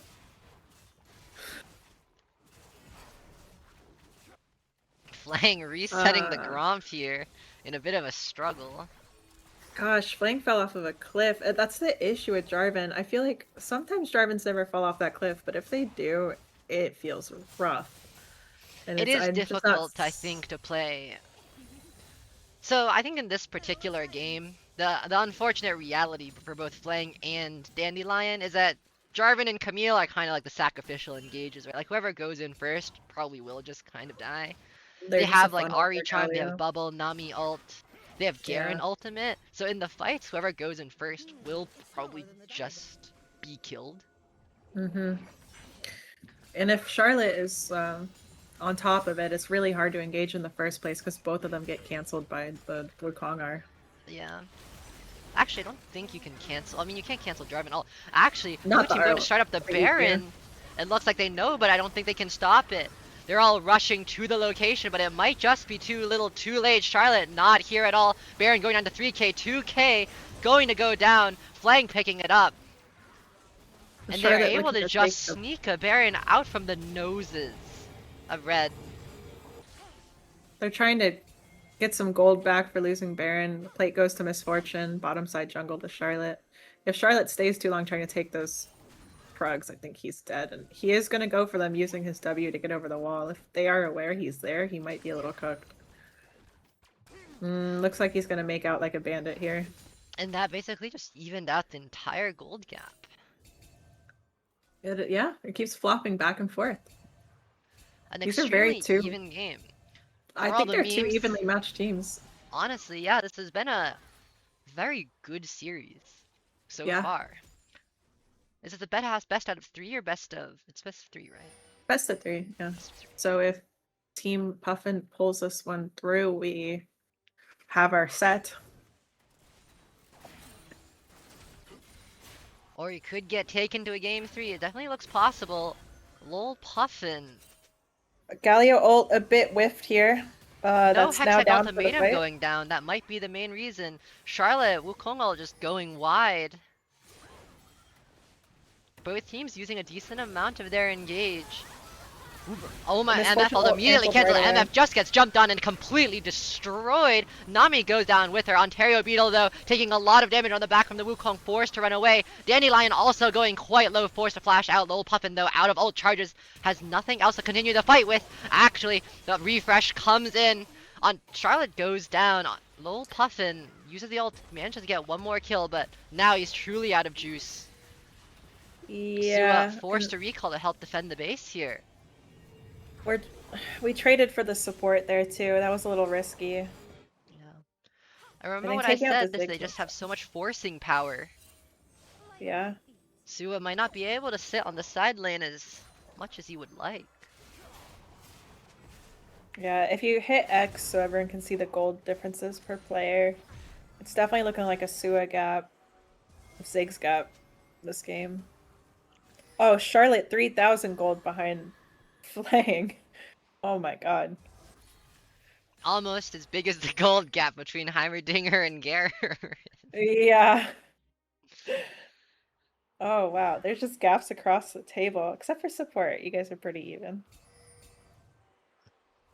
Little 500 gold lead in Danny, but everything else is like like Sua 3,000. picking up another tower, going to try to help his team through the side lane. Evil Daniel forced to flash away once again. The Jarvan ult making his life quite miserable. Sua TP's in. Looks like red team is going to look for a fight. Sua super fast on the side though, but might be in a bit of trouble. 4 members bearing down on him. Charlotte with a huge cyclone knocks up 4. Ontario Beetle taken super low, goes down. Charlotte with another knock up on Dandelion. Sua running him down. Flang also forced to run with Charlotte going very low. Another charm goes down onto the Galio and they all die. And just like that. Looks like a Heimerdinger burn takes down Wukong, so they don't have the smite secure. They're afraid to take it with Jarvan still up. Yeah, but their Even team though they have just got numbers. routed in that fight. Sua They don't have mid with a lane huge prior amount either of here. pressure there. They might have to start up anyway and just kill Flang off the back end. It's so hard to burst him down before he can smite steal unless they start hitting him now. Sua coming to the back end. Oh, Flang going in, Nami going very low, just gets completely one-shotted. Flang looping around, but Sua also looping around. They're going to try to kill Flang here. Flang tries to go in on Evil Daniel, misses the charm, misses the EQ, and goes down. But his team is back up. They are TPing back in to try to secure this dragon. Wukong is on the way. Dragon at 2k. Going down to cannot get in the 1.5. last of it. Sua on the back. Jumps in on Ontario Beetle, takes him down. Ontario Beetle takes the dragon, but dies for it. Dandelion hopping over the wall. Sua flashing back behind him. Heimerdinger going to go down here as well to the Garen spin. Trading Sua a going lot of their crazy this lives game. for the Drake here. This is actually like Sua v9. I think there's just such a clear MVP winner if they win this game. This is crazy.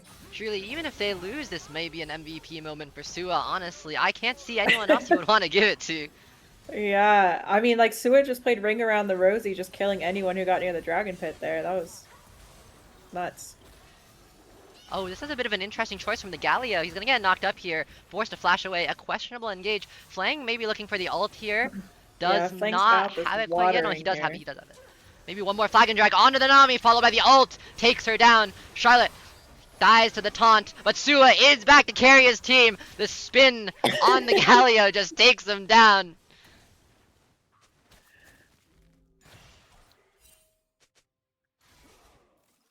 Sua is just absolutely cooking the enemy team here. Wherever Yeah. he goes, death follows. Just one you- of those metal Beyblades knocking everyone else out of the ring. I'm just like, the top diffs in the Hextech have been crazy. Like, this was kind of how King Nazgul was going in our game too. He was dragging us across the finish line. Is this top lane meta? Does top King lane matter? whatever. Yeah. Dandelion seeing he can do something to Sua, but I would run Going far away from trading. that Garen if I were you. They do have all 5 members, so perhaps a fight is possible. Sua might be caught here fighting quite a few members. Just takes down Flang with the ultimate. Camille trying to get the fight. Sua probably going to die to this Mega Infernal Bomb, but Ari is But- on the flank and yeah. Dandelion is very low. Ari picks up the kill, cleans him up, but Jarvan is dead, and it looks like red team is going to start up the Baron.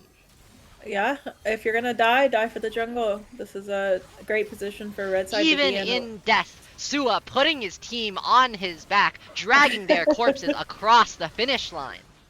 Evil Daniel doing his best to die, probably going to succeed here very soon.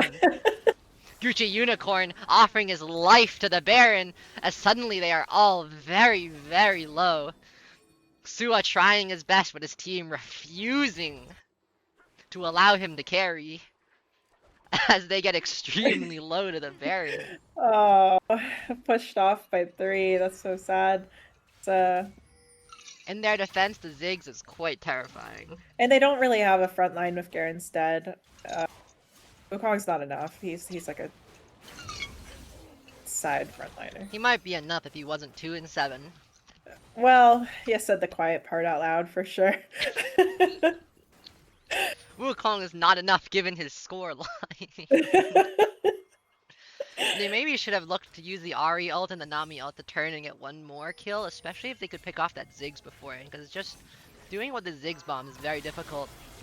Ult going in on Lolpuffin, he's the elected victim and he just goes down, Flang ulting in on the Nami. Charlotte's stuck here, but Sua is coming in to try to get his team. He's running on in. Galio uses Zhonya's to survive, but is going to get spun down. Flang 1v2 in the backline, but Sua's coming, and the ultimate takes him down. Daniel living by the skin of his teeth thanks to that Nami bubble. What looked like an amazing fight for the side of blue team, immediately taking down Lolpuffin turns into a disaster as Sua comes through once again and just routs them. Flang does not have the damage to just 1v2 or 1v3 the backline. They're not choosing to do Baron here, instead looking for little gold pickups. I don't think Sua takes bot tower. I think the only objective they probably could have taken here is Baron, and they were not interested quite yet. And maybe it's worth keeping this Baron up. Evidently, they've farmed a lot of gold keep off fighting of the it. enemy team Yeah. around the Baron. It's been It like might be 3 onto fights here something. now that they've routed them. Yeah. Another pit for Sua to play Commando ring around the Garen, Elysium. maybe in a bit of trouble, but he just jumps on Synopsy, almost one-shots him with the Garen Q. What? Oh my lord, that must have been Why a did crit. that do so much? I think that was a crit. He has 25%. Wow. Garen full health again thanks to his passive. If he had soon. chosen to ult, he would have just killed him. Like, straight out with QR. I bet even he didn't expect that damage. That's why we didn't see the ult. That was crazy. Sua getting the push in bot lane. No one stopping him. This tower is probably his by the time blue team realizes what's going on.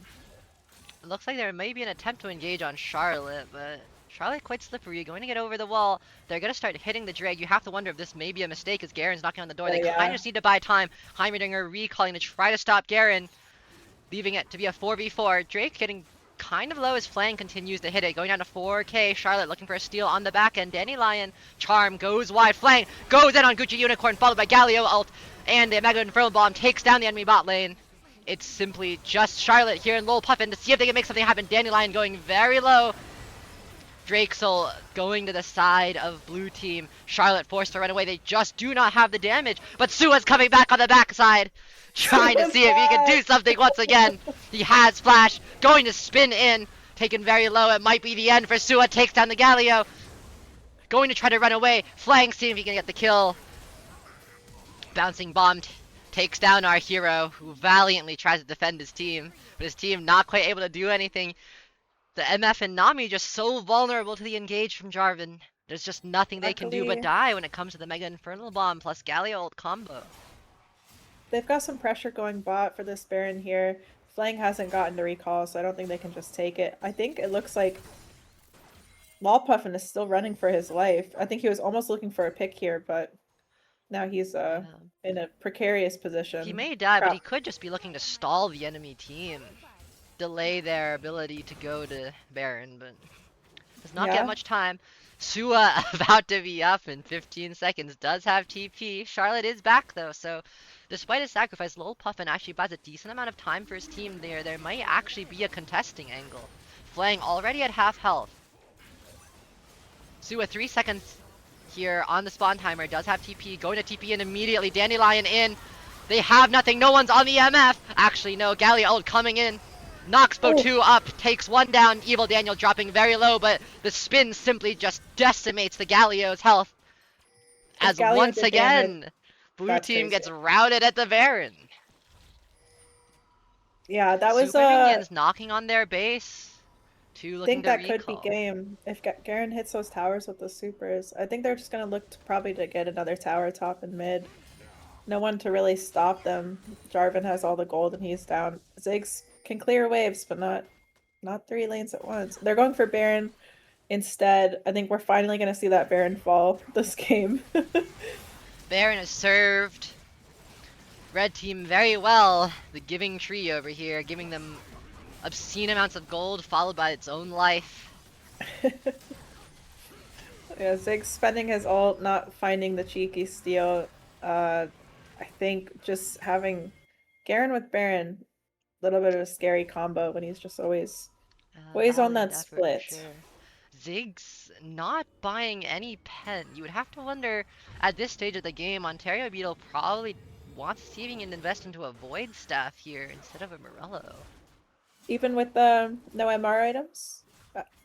Nah, because especially melee champions, they get MR as the game progresses, like just through It's levels. just enough to just need it. Yeah, like Garen here already has 100 MR, which is enough to make pen worth it. Because if you have no pen, like it's 50% reduction. You know, it's quite significant. Ranged champions don't get the same benefit, but they really need him to kill the melees. Sua's trapped in a he box. does virtually no playing. damage to Sua here, despite having 4 items. They just simply have nothing to kill Sua with. Charm goes down, Flang falling off now. All that trash talk for what? For See a lot of silence coming out now. Yeah. It looks like Charlotte's ultimate strategy is working out. Unfortunately, it's happening. The worst aura loss of all. Post trash talk with a lose. The post trash talk loss. Yeah, that's the bottom of the pyramid there. Daniel getting some damage out, finally having a solid 4 items in his pocket. Gonna feel strong here in the fights now. Not everything's on Sua's shoulders. Yeah. Plus, like, just buying full Morello is almost never worth it. You normally only buy it for, like, the anti-heal, but you can just do that with an Oblivion Orb. So, even if you want an anti-heal, probably would have been best to do Oblivion Orb into Do you think Void. these team fights go a bit different if he has Void Staff instead of Morello, then? I think it probably does. Like, we saw in the last fight, he did virtually no damage to Sua, despite hitting, like, Q, some E. Yeah. And Sua has Flying just getting spun down. Going to have to flash here, most likely. Just going to immediately die, get dunked on by Sua, as Sua robs them and just runs out. And then keeps going in. There's no one that can stop him here. Like, Gallia may... If he sits in an Heimerdinger turret for like 5 minutes maybe, but no one left on their team can kill him. Yeah, this is the problem with their draft, right? You notice how... Oh, Sua taking a bit of damage here, going very low. Might actually die. But doesn't. Not quite. Oh, the Rockets managed to take him down. Sua goes down, but Synopsy going to have to trade his life for it as well. Synopsy had to go so out of position to get that Sua kill. And the Sua kill's necessary, right? But now you lost your best The big issue is that Garen as a champion is just so good into burst, right? Because with his W, he takes like 80% reduced damage for like 1 second, and like 40% for 3, or some like absolute bogus number. And there's no ADC on the side of blue. They don't even have a single. They don't really have an AD damage dealer, like, at all. No. Kind of Flang, but it's more bruiser built than anything. And he has fallen off by now. Dandelion going to go down. Gallia very squishy now all of a sudden. They're going to be in a bit of trouble. Ontario Beetle trying to pump out some damage, but it doesn't look like it'll be enough. Flang flag and drags in. Going to see if he can find a kill. Does quite a bit to Lowell Puffin. Going to take out Evil Daniel as well. Flang getting a triple kill as they see if they can kill Charlotte. It looks like without Sua, his team really is slightly chump change. Not much they can do against the enemy. Just getting wiped by Flang without Sua. With Elder But now up, with but Sua Sua's here, here. Flang going to get spun down. The Garen ultimate takes him down. Dies in the same way. Smaller than the diagram. The fling Sua is, really teaching Flang that there's always bigger fish in the sea. you'd think Sua is to flang what Jord is to fish paste. Is this what we're seeing here? Truly just the bane of The bane of flang. yeah, the bane of the bane of Flang. Dandelion, the next sacrifice, eats a spin, is just going to die. There is nothing he can do. Sua out for blood. Dandelion with a desperate W to try to escape, but Sua smells blood in the water. The flash ignite takes him down. Oh, and then Ziggs are secures the Elder, I guess. Sua Sua's trying his down best, but first. he does have a pretty squishy build. It may be difficult for him to carry against the Elder, but the real question is, can blue team even end with this Elder if Sua just threatens to end the game on side? The thing is that the Elder is only on Galio, Ziggs, and Heimerdinger, right? That And is all their it's, damage in theory. yeah, but they also die so fast. If I think Flang oh, might be in a bit of trouble. Sua back here, but there is Elder. He's going to just die. Elder doing what? so much damage. Ontario Beetle burning him down. Gucci Unicorn in trouble next. Flag and Drag takes him down. Elder execute from the Galio. Oh And this my might be the god. end. 2 members down, including their ultimate carry, it looks like. Evil Sua Daniel in trouble forgetting. next. Flag and Drag might be coming down. Evil Daniel trying to avoid the taunt. He ran into 3 people with Elder. That here we're fed, Sua, but not that fed. And all of a sudden, the game looks super rough. They might be able to end. It's 5 against 3. Charlotte and Evil Daniel trying to defend. Evil Daniel tries to ult to clear, but it's no use. Immediately executed. The clone is next, going to go down as well. The tower is going very, very low. The Ziggs doing simply so much damage. Charlotte trying to do something, goes in with the spin. They end up taking down 1, taking down 2. The Nexus gets super low, and it does go down. And it's The game GG. 3. Blue team taking out a victory. Sua not quite able to put his team on his back. One mistake there. The death right after Elder ends up costing his team the game. Yeah. That was a bit rough. That we were really shaping up for a 2-0 there, but sometimes 3 looks like a smaller number than 1. So I understand why Yeah. it would get misinterpreted to go into 3. But Flang able to you know make what? good on his trash talk in the end. Yeah, I guess he was. But he sure was silent when it was looking bad there for a bit, huh? He was simply locked in. Yeah, not scared, locked in. Flang does not feel fear as the former #1 jungler. Yeah, Yemeni saying they're too heavy for even Charlotte to carry. Charlotte really tried his best to carry blue team, but it looks like it. I mean, he ended up doing it, so I wouldn't say it was too heavy. Let's see if we're in game 3 draft yet. Oh, I see. You were talking about. We are zone certainly in game 3 draft. Different ban coming out from the void. I don't know if Skarner was banned before. No, he wasn't. That's a new ban coming out. So the Skarner trading places with the KO. No, I'm stupid. With the Victor. They're letting Victor through. Perhaps to grab it?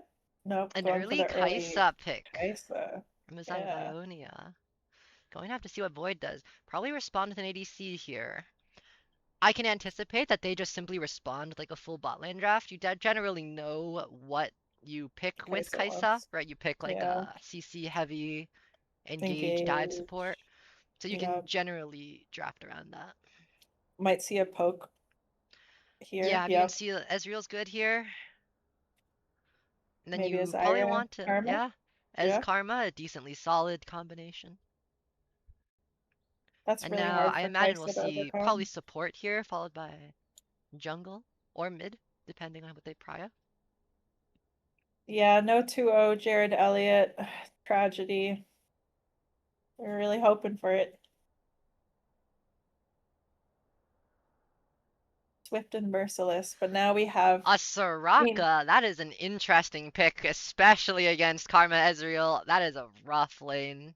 it is. That's Gucci Unicorn on Soraka. I think We might be she scraping the plays it a bottom. lot. It might be a comfort pick for her.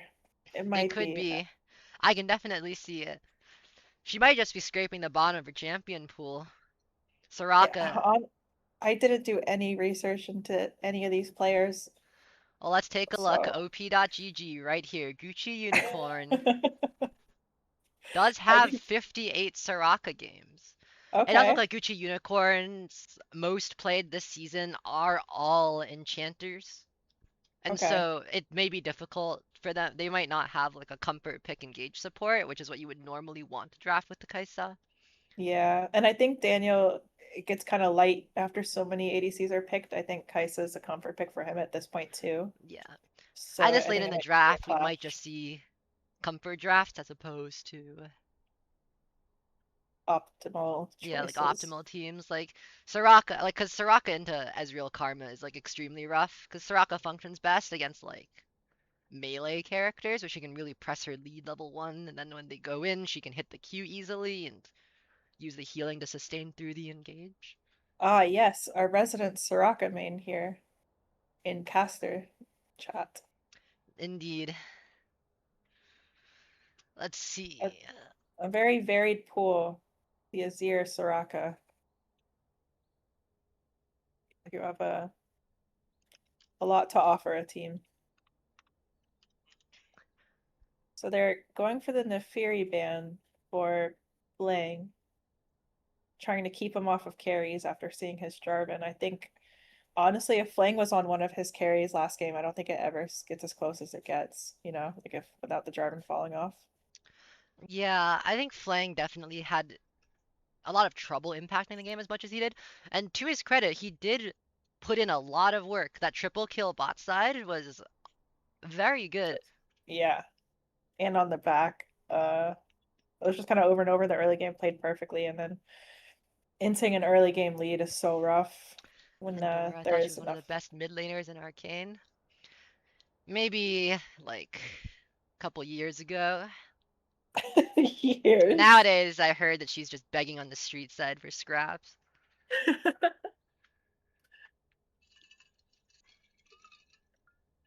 All right, we're seeing a Lee Sin ego pick from Charlotte. No, that's the wrong team. That's Flang on Lee Sin. I think that's not ego anymore. I think he does have the hands to play that.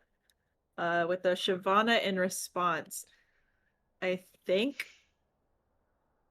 it's a little Shyvana favored, but I think Flang probably comes out on top if I remember correctly. I've actually never ever seen the new Shimon picked in a game. Ever. She's my comfort pick right now. She's very, very strong. Like she's definitely like it feels like she's 1v9. But Lee Sin's kind of like one of those champions where if you put him in the right hands, he goes places not a lot of others can go.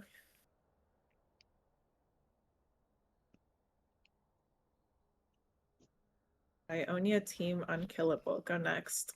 Um, I'm not maybe. sure about that. I Akali don't. and the Corgis.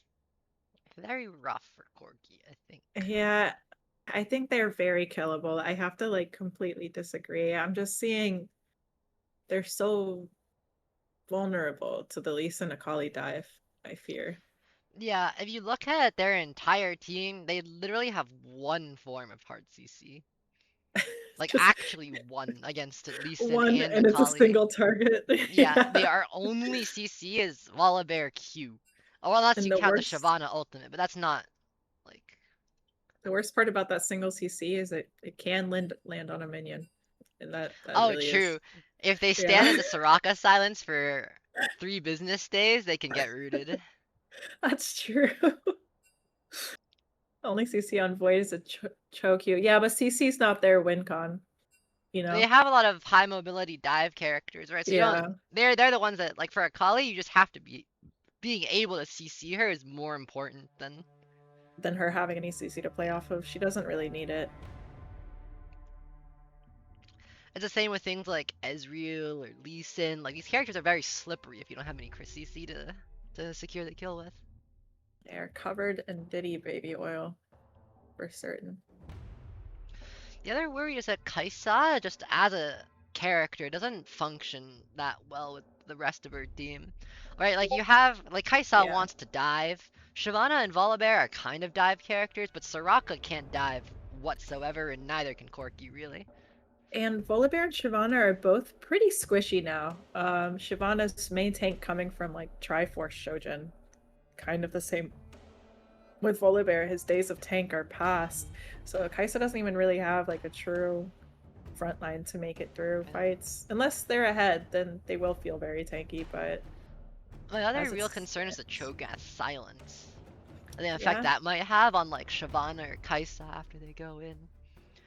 I feel like these are characters that want to be able to cast frequently to survive, but could be wrong with Yeah, Shyvana. you are correct because Shyvana is like a Q spammer now in the fight, whereas before she was an artillery tank. She's now like probably queuing at least like 100 times in dragon form. So if you take out her Qs, she's kind of an empty champion. Right, like her Q like recasts 2 times, right? Yeah, and it has a very, very short cooldown in the mid later game. You basically just auto attack reset Yeah. constantly for the Yeah. damage. Basically. And the other abilities just kind of help you do it. So if she's silenced, her champion does fall apart a bit. We'll have to see how it shakes out. On the plus side for Ionia, Cho'Gath is a very easy target for Soraka Qs. So That's true.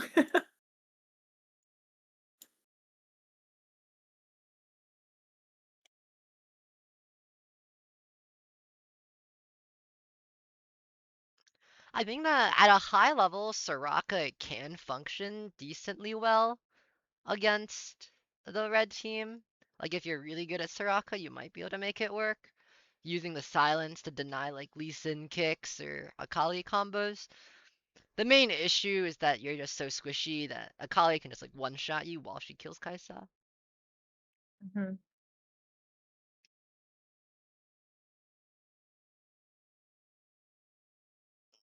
We got 2 minutes on spectator delay. You got time for a lawful in you? I do. Let's hit this. Laldl. Which one is it? Is it laldl.net? I don't remember. Yeah, It is. Classic. Guess classic. today's league champion. Do we want to put a Sua champ in? I always put Rek'Sai as my first guess. Ooh, okay. Jungle is the only one. It's a male jungler released after 2014 Inmate, who is not melee. ranged. Yeah, male That's range. that's not many. That's really not many. No, it can't be That's Zach because not Zach is in melee. melee. Yeah. Um, it's not Zag. Think of like Kindred is female. who are ranged male junglers. There just can't be that many. I'm like actually blinking. Wait, oh, Jordan's saying Kindred's not female. Let's go for it. Is Kindred not female? Let's try Too many? Kindred. Are you stupid? I am is. It is other.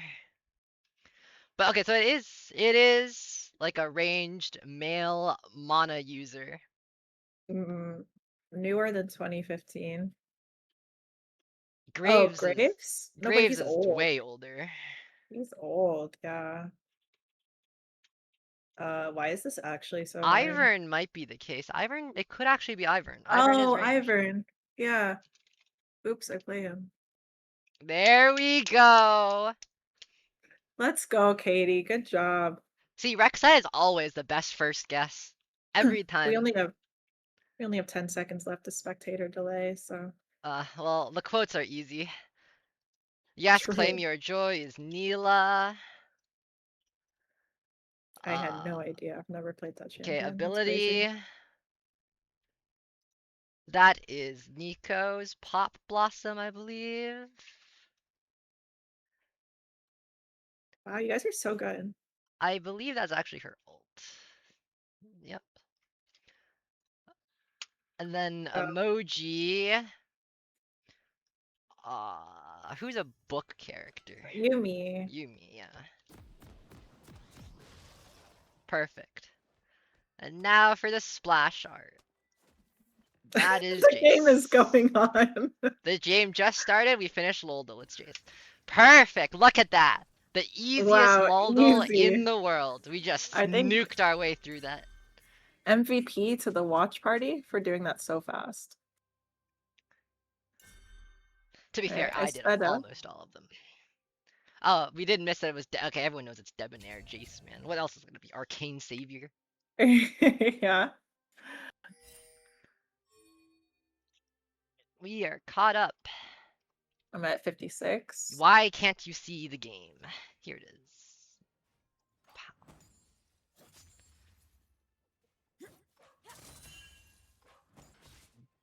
Black Screeb. I think my hope for Synopsy is that he plays even a little better than the last Cho'Gath we saw play in Hextech. It doesn't look like it's gonna happen. I think that Volibear is a very difficult champion to play against if you don't know how to take the trades properly, and as much as I'm sure Synopsy is a great person, I don't think they are going they're gonna succeed against Sua. I think precedent Sua's a says anything. Volibear main too. Oh, So- yeah, then this is probably cooked for Synopsy, Yeah. to be honest. Evil Daniel, Goofy Dandelion, Unicorn. a bit of a Kinda- weird trade.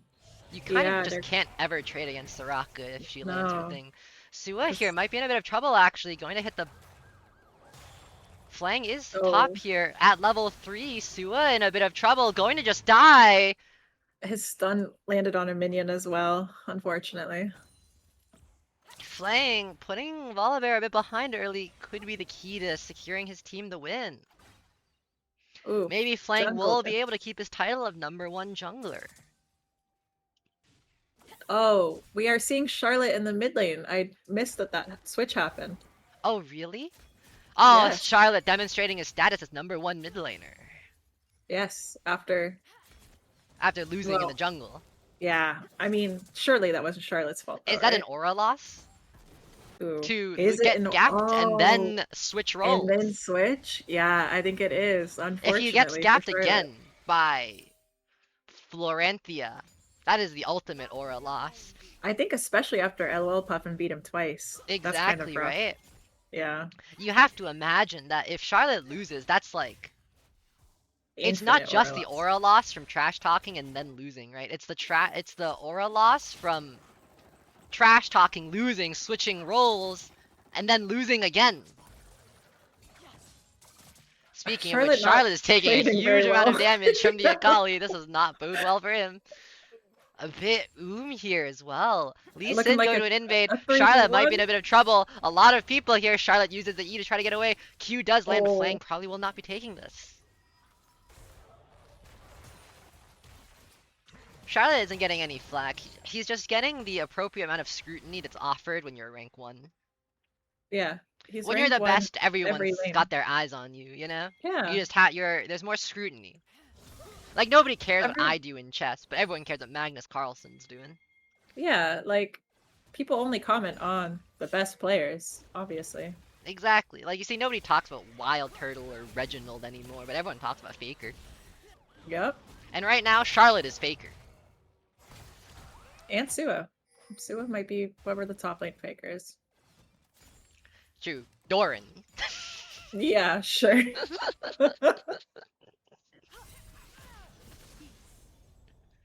Evil Daniel has the expensive Kaisa skin. Might be a money gap here for his team. Ooh, you know, Flang looking for a Daniel got it like regank that. on the top lane. Flang trying to demonstrate why he is considered the best. Sua doing a Oh. lot of damage though. Might Flang- actually be able to hit this 1v2, forcing both of them away. Yeah, that's kind of rough because I think Flang heard us saying how Sua might be his Jord to his fish base. Now he's trying to take down his Jord, but we all know what happens to those who try to take down Jord! Flang taken so low once again! Sua catching him out, giving him a little bit of slappage. To really It's assert even- dominance, you know?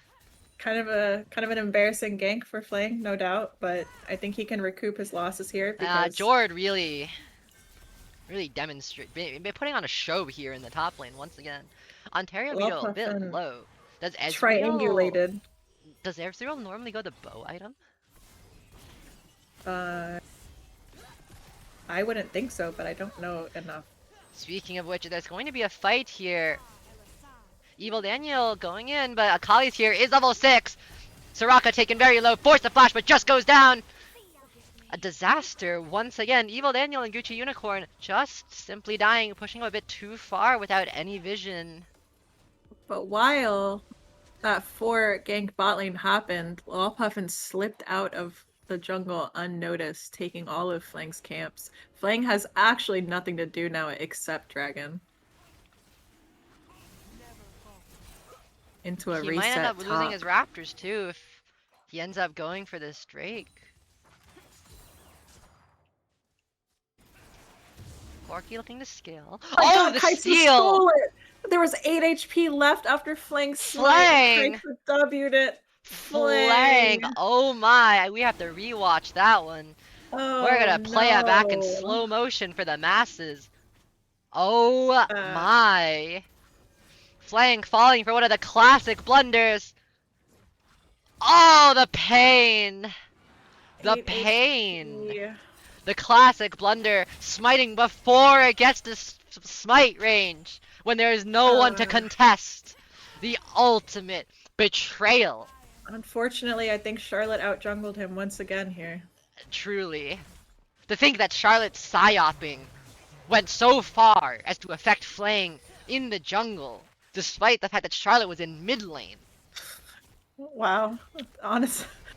Faker beyond our, times.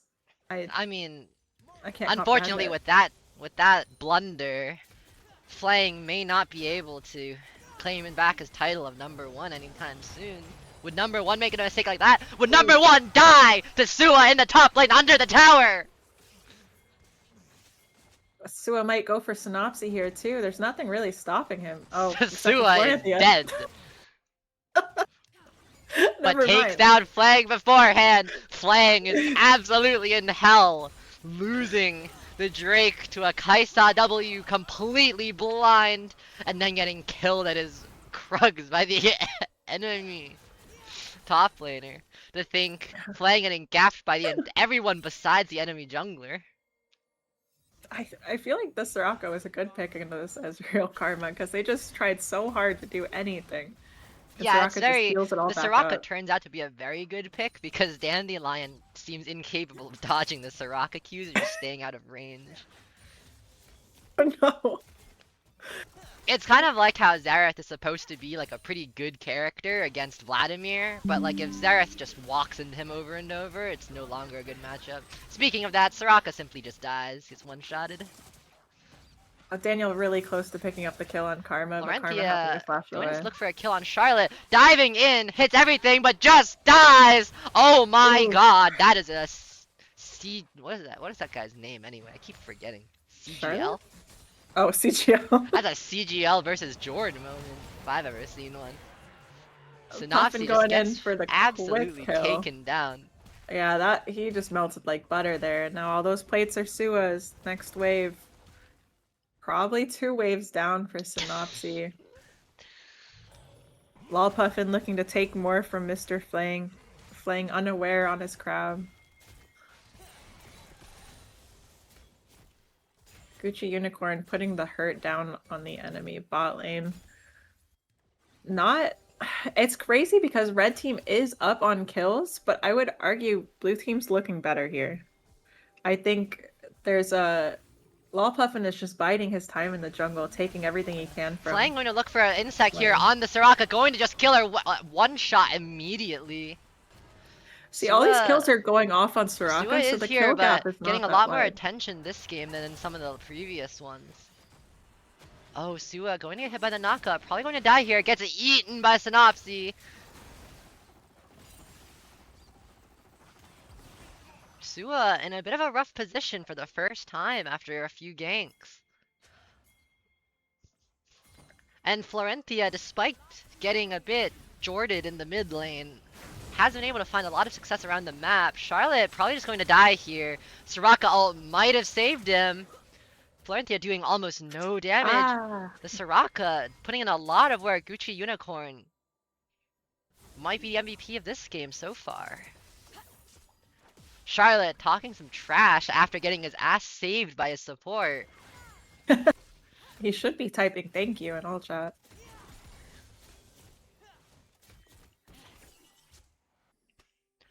Charlotte doing his best to do some mental damage here to Flang. I think it's working because he's bringing up the chins thing again, and that has already been used. True, the personal insults do typically indicate that you're losing. Yeah. It's like all those people that call me fat and ugly in my league games. Yeah. You know, it's like... Maybe, maybe it's Flang. You guys were the same elo. Oh, true. It could have been Flang.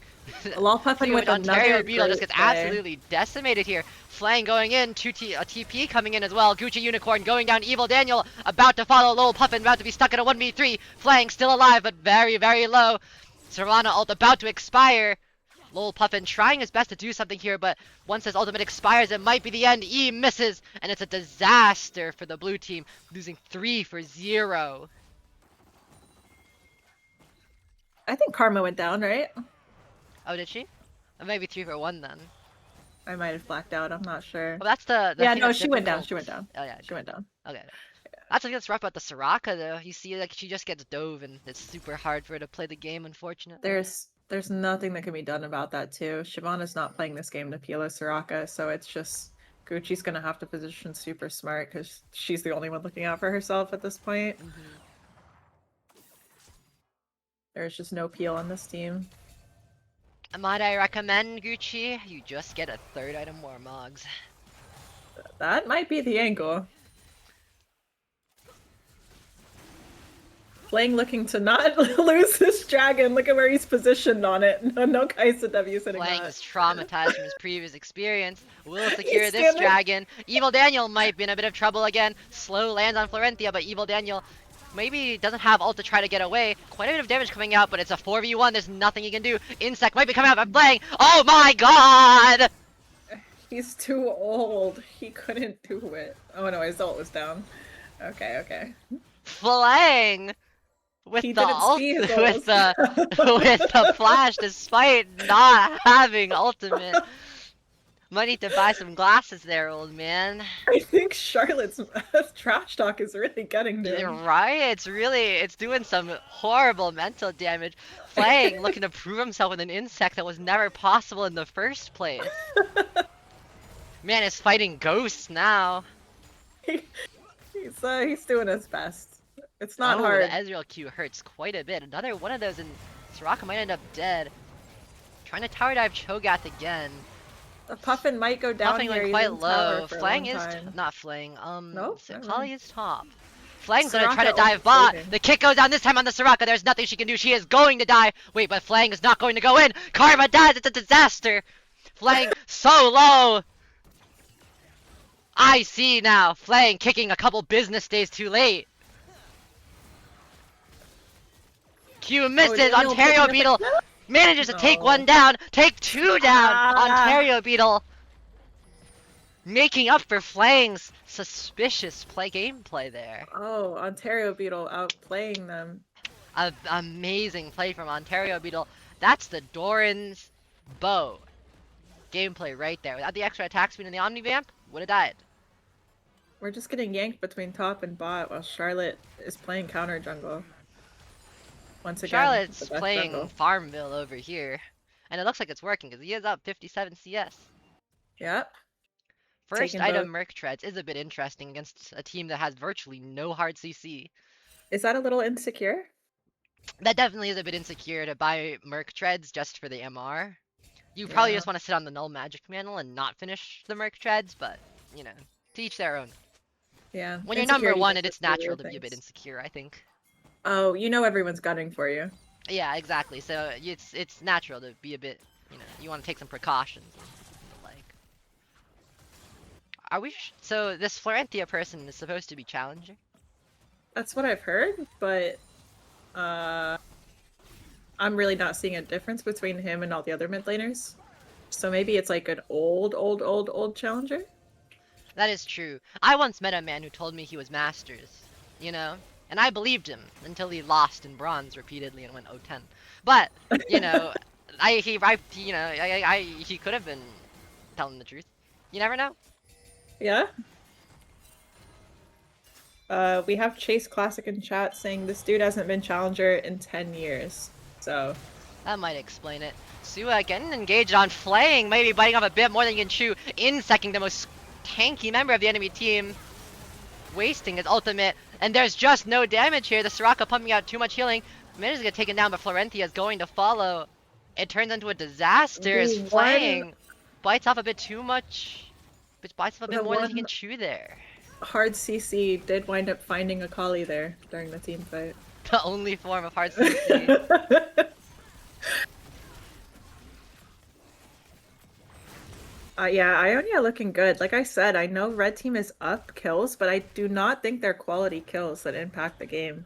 No, I don't think so. And the other thing is, we need to keep in mind that like characters like Akali and Lee Sin, they need they have to be up kills to be like relevant characters later on in the game.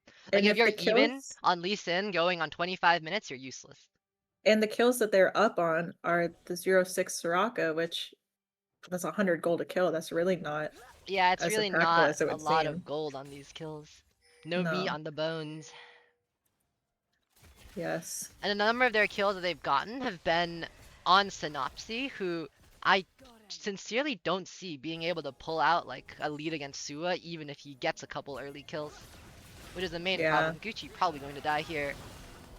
He uses Gucci heal, might makes be it. getting out. 4 members here looking for something. Flang using flash again, but not ulting. Maybe the There is arthritis is kicking in a little bit. a TP coming from top lane, and now Sua's wide open to finish off that top tower with Indeed. no Might dragon be looking there for a quite dragon yet. instead here. Dragon is spawning, so that's probably what they're looking for. Gucci is relatively low, but has Soraka ultimate. They are going to take 2 outer towers with this, with the Rift Herald and Sua top with no one to defend. So that's dragon for 2. And probably a lot of damage on that inner mid tower. That with is the not a Rift worth Herald. trade. They lose a It's full not. 2 inner towers and plates on the inhib For towers. That's only a drag 2. yeah, that's a huge amount of. Yeah, if you look, that gold gap The just got mid so much tower is wider. basically completely dead. It's dead. It's dead. They just straight up killed it. That was a horrible trade. The flash coming out on flank. Sua, a bit of a questionable flash, but Yeah, I think also Joe Gucci is doing her job this game. Yet she's taking the brunt of the kills or the deaths, right? But like, she's healing Yeah. her team, and she's not giving up much gold to the enemy as long as she doesn't get a kill somehow. It's like yeah, I it's said, honestly really good. She has no way to live, so as long as she's doing what she needs to before she And as long dies, as she gets her healing out before she dies, it's Yeah. fine. If she can even buy like a redemption, it's doubly useful. Honestly, putting in a lot of work on the Soraka. yep, very low impact kills. Because we're The other watching big- Soraka save people across the map too. Yeah. The other big issue that we see is that despite being against Soraka, they took no Ignite Summoner spells, and they didn't buy Oblivion Orb until their like second item or something. Like that's Until they're like, why are we losing these team fights? yeah, it's impossible. You have to pre-buy Oblivion Orb against Soraka, or it's literally impossible to play the game once she's level 9. Yeah, and now there's a lot of gold on the stronger members of the team already. Yeah, so basically what they have done is they've paid the taxes after they got their like house already like taken away by Foreclosed the on. government. You know, like they're like the bank forecloses on your house and then you're like, oh shit, I should pay my mortgage, man. But it's too late, you know, it's you're already cooked. Your house is gone. Yep. Oh Sua my 3 god. levels up on Sua almost Florantia one here. shots the Akali. Yeah. Why actually Okay, there she goes. what? She's been dust and she's been dawned. With Dust absolutely God no way out of it. dusted, man. She Yup. just got Thanos snapped out of existence by Sua. I don't think there's anything Void can do to come back from this. I I'm don't not think going so to lie. either. Their team relies on being a bit ahead, but they just don't have any kind of lead anymore. The Akali's too weak. Nobody, and we're seeing the same situation again where nobody can match Sua on the side lanes. He's up 3 levels on the Cho'Gath, and it's just going to get worse because I think Akali, it's yeah, 3 levels on Cho'Gath, 4 levels on Akali. It's literally impossible for them to play against him. yeah. The I Akali think down it's an almost FF. 100 CS to the Cho'Gath, the Volibear. Akali going for a deep flank on Corki. Deep. Oh! Flash silence. This somehow Flang looks. might focus Gucci Unicorn here, but again, Gucci we've Unicorn, learned they what's almost the try to point. focus, but the Akali just simply doesn't do any damage. And Flang trying to do something, but there's nothing to be done. Dandy Lion, Yeah, sorry, going it's to go cooked. down as well. It's just an absolutely cooked situation. Despite being up 1 kill, they're just down so much CS across the board. 70 CS lane and top. 70 CS in top, 40 CS in jungle, 70 CS in mid. It's simply unplayable at this point. They're down almost 10k gold despite being up a kill. Yeah, 10k deficit at 20 minutes in the game. Every single minute, they went down like 500 gold in this game. It's simply looking like a bit of an aura loss here for Flang. He's going to suffer Yeah, the greatest humiliation. he's not typing. He's not anymore. He No. can't. He lost all of his aura. He can't type anymore. He talked trash, and then he lost. I hate to see it. Dandy's doing his best to get some aura back, but he can't save Flang.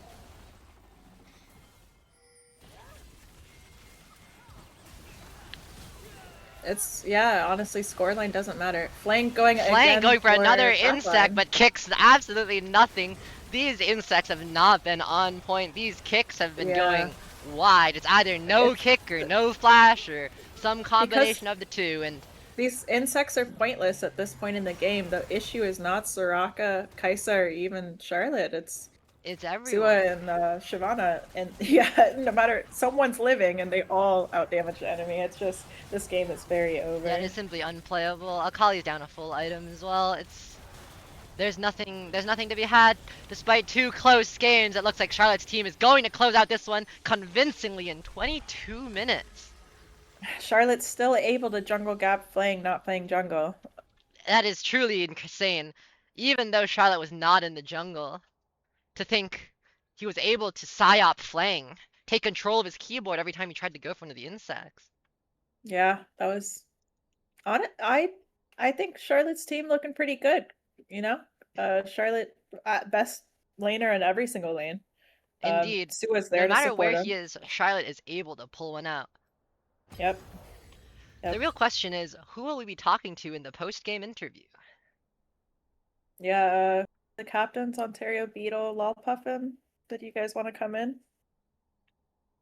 We'd love to hear your thoughts, especially what it was like to play with the #1 mid ADC and jungle. I think Gucci, we were saying, even though you did have some deaths on you. Hey, Lolpuffin. They weren't... Am I supposed to come in here? Yeah, if you want to. Yes. Okay, yeah, I'm here now. What's up? How do you feel about how your team performed?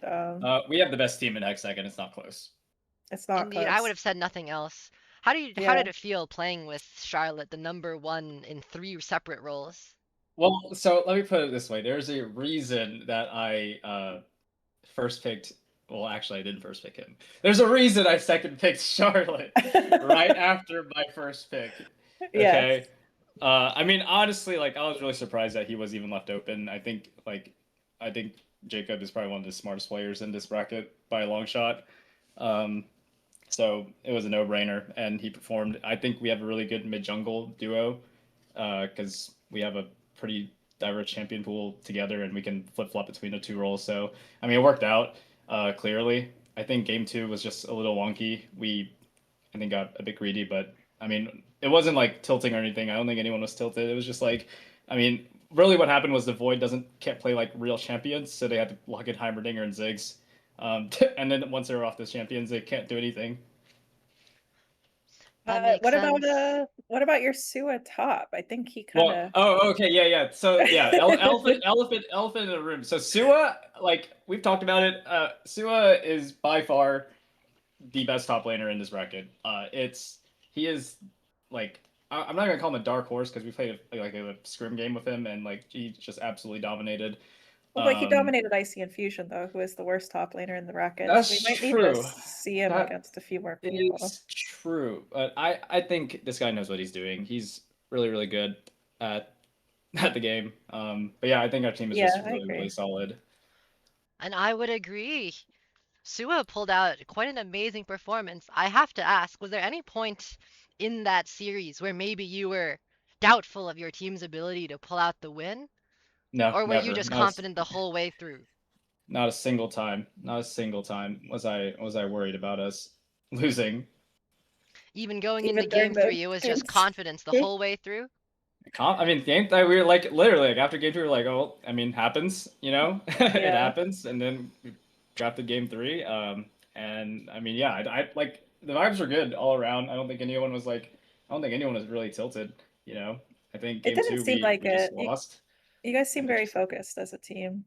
yeah, I think it was a really fun series, and I think our team, uh, surprisingly gets along very well. It felt That's like great to hear. your bot lane was very aware you were weak siding them game 3, and they still played really well despite it. Yes. Well, so like not my idea was for that was so since I got put in jungle for that game and I haven't jungled against Flang yet, my like our whole thing was like we need this game to just go like this early game to just go as normal as possible, right? Like we're trying to avoid the cheese. I'm trying to avoid like any early duels against Lee Sin, right? Because I'm on Shyvana, like not even the real Truly. champion until level 6. Mm-hmm. So my goal or our goal was to just like avoid early game skirmishes and yeah, I think it worked out. So yeah. Yeah, so you're mentioning jungling against Flang, who was previously regarded as the best player in the bracket. I think Charlotte's taking that title back. How did it feel though, playing jungle Um against him? it's chill. Luckily I didn't get like turbo cheese unlike my co-jungler in games 1 and 2. Yeah. So that was it was nice that I got a bit more of a normal start and I didn't have to like navigate that. Mm-hmm. I think Jacob played really well, especially considering the fact that he had to navigate like a level 1 Raptor cheese like basically both games. So Yeah. I was thankful that I did not have to do that. You did get to face the Flang that forgot his R was down mid insec. Well, you guys had Yeah. a great showing. You guys are definitely looking like the team to beat. Yeah, an Uh, amazing series for sure. yeah. Thanks for casting this, guys. Appreciate Yeah, it. of course, happy to do so. Before we leave, anything you want to say to the audience? Shout out for your team. Yeah, I mean, shout out my entire team. Like, that was, we just talked about this like in our voice chat. Me and Jacob. I think we both agree that this is like, by easily, like without a doubt, the best team we've been on in Boost Bash. And it's not close. I think That's great to hear. everyone can perform. Everyone like knows their job. No one needs like hand holding or anything. It's just like a fun group of people to play with. Wonderful, wonderful. Anything you want to say to your opponents for next week? I mean, we're just gonna win. Well, you heard it right there.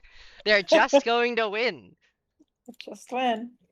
All right, goodbye, Booze Bash. Thanks everyone for Goodbye, tuning goodbye. in. Thanks for coming. Goodbye. Make sure you tune in next week for whatever game it happens to be. Yep. All right, thanks, guys. I'll see you later. See See you you later. later, Lolpuffin.